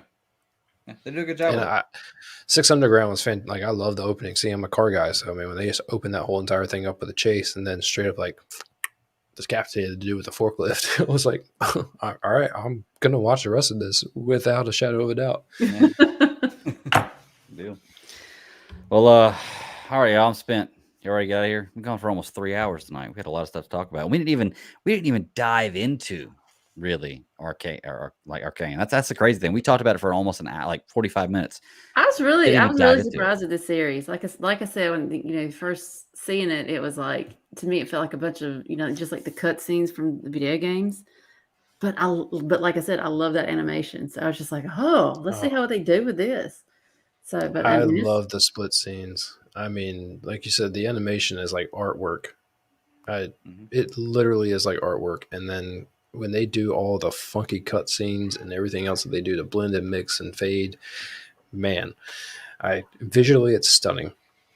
It's filmed like a movie, to be honest with you. The way they do, just like it's just in the cutscenes, scenes in between scenes where you just see a character walking through this down the street and everything. It's filmed like a movie. It's crazy. Like, I honestly, when you look at it, sometimes some scenes you have a hard time trying to figure out, like, is that live action or is that a movie? I mean, it's pretty damn close. It looks pretty good. I'm excited about it. Yeah. So my dog's attacking my wife, it sounds like. I just hear stop, no. So all right, fellas. Let's get out of here. Sarah, where can they find you at? You can find me on the Twitter at My Lady Kitten. I've been a little vocal lately, especially with like the things or the content I've been watching, and plus the fact that Superman's back in Carolina, so yes. So I've been pretty vocal about that. So yeah, you guys can find me. Just hit me up. I'm always up for a good chat. So there you go. Ross, can they find you anywhere other than here? Nope. Right here. All right, cool. Put him up here. Surprise, bitch. Man, come in the chat room and talk to him. Like, he'll interact with you. I'll vouch for him. Yeah. Apparently you have to. You yeah. 10's good people, man. C3 fam, good people. Yeah, keep pounding 10. And then once again, 10, I appreciate you coming in to the chat room tonight, man. We do this every Friday. We talk about a lot of fun stuff. You got any suggestions? You put Stargate in my ear, and I'll definitely, if I get some time, try to check that out, and we can talk about it. And if you want to come on the show, man, I'm always down for new guests coming on the show and people come and talk about things they love. So you can find me at the Bat Daddy 52 on Twitter. It's my personal handle. It's the one I check the most, or at SCS Podcast bonus show handle. I check that one not as often as I should, but just hit me up on either one and you'll eventually get a hold of me. Live every Fridays. We do this here. Audio drops every Monday or Tuesday, depending on how lazy I am, on any podcatcher of your choice. Folks, anybody listening, if you're in the chat room, give us a thumbs up, share with a friend, give us a like, write a review. It helps all those algorithms that YouTube and every podcast catcher does when we have positive feedback. So I really appreciate everybody who's involved tonight in the show and the fans going on with us. So until next week, everybody, keep fucking pounding. Go Panthers. Later. And bam. Oh, I forgot. You got to hit it twice. Why does it make you hit the button twice?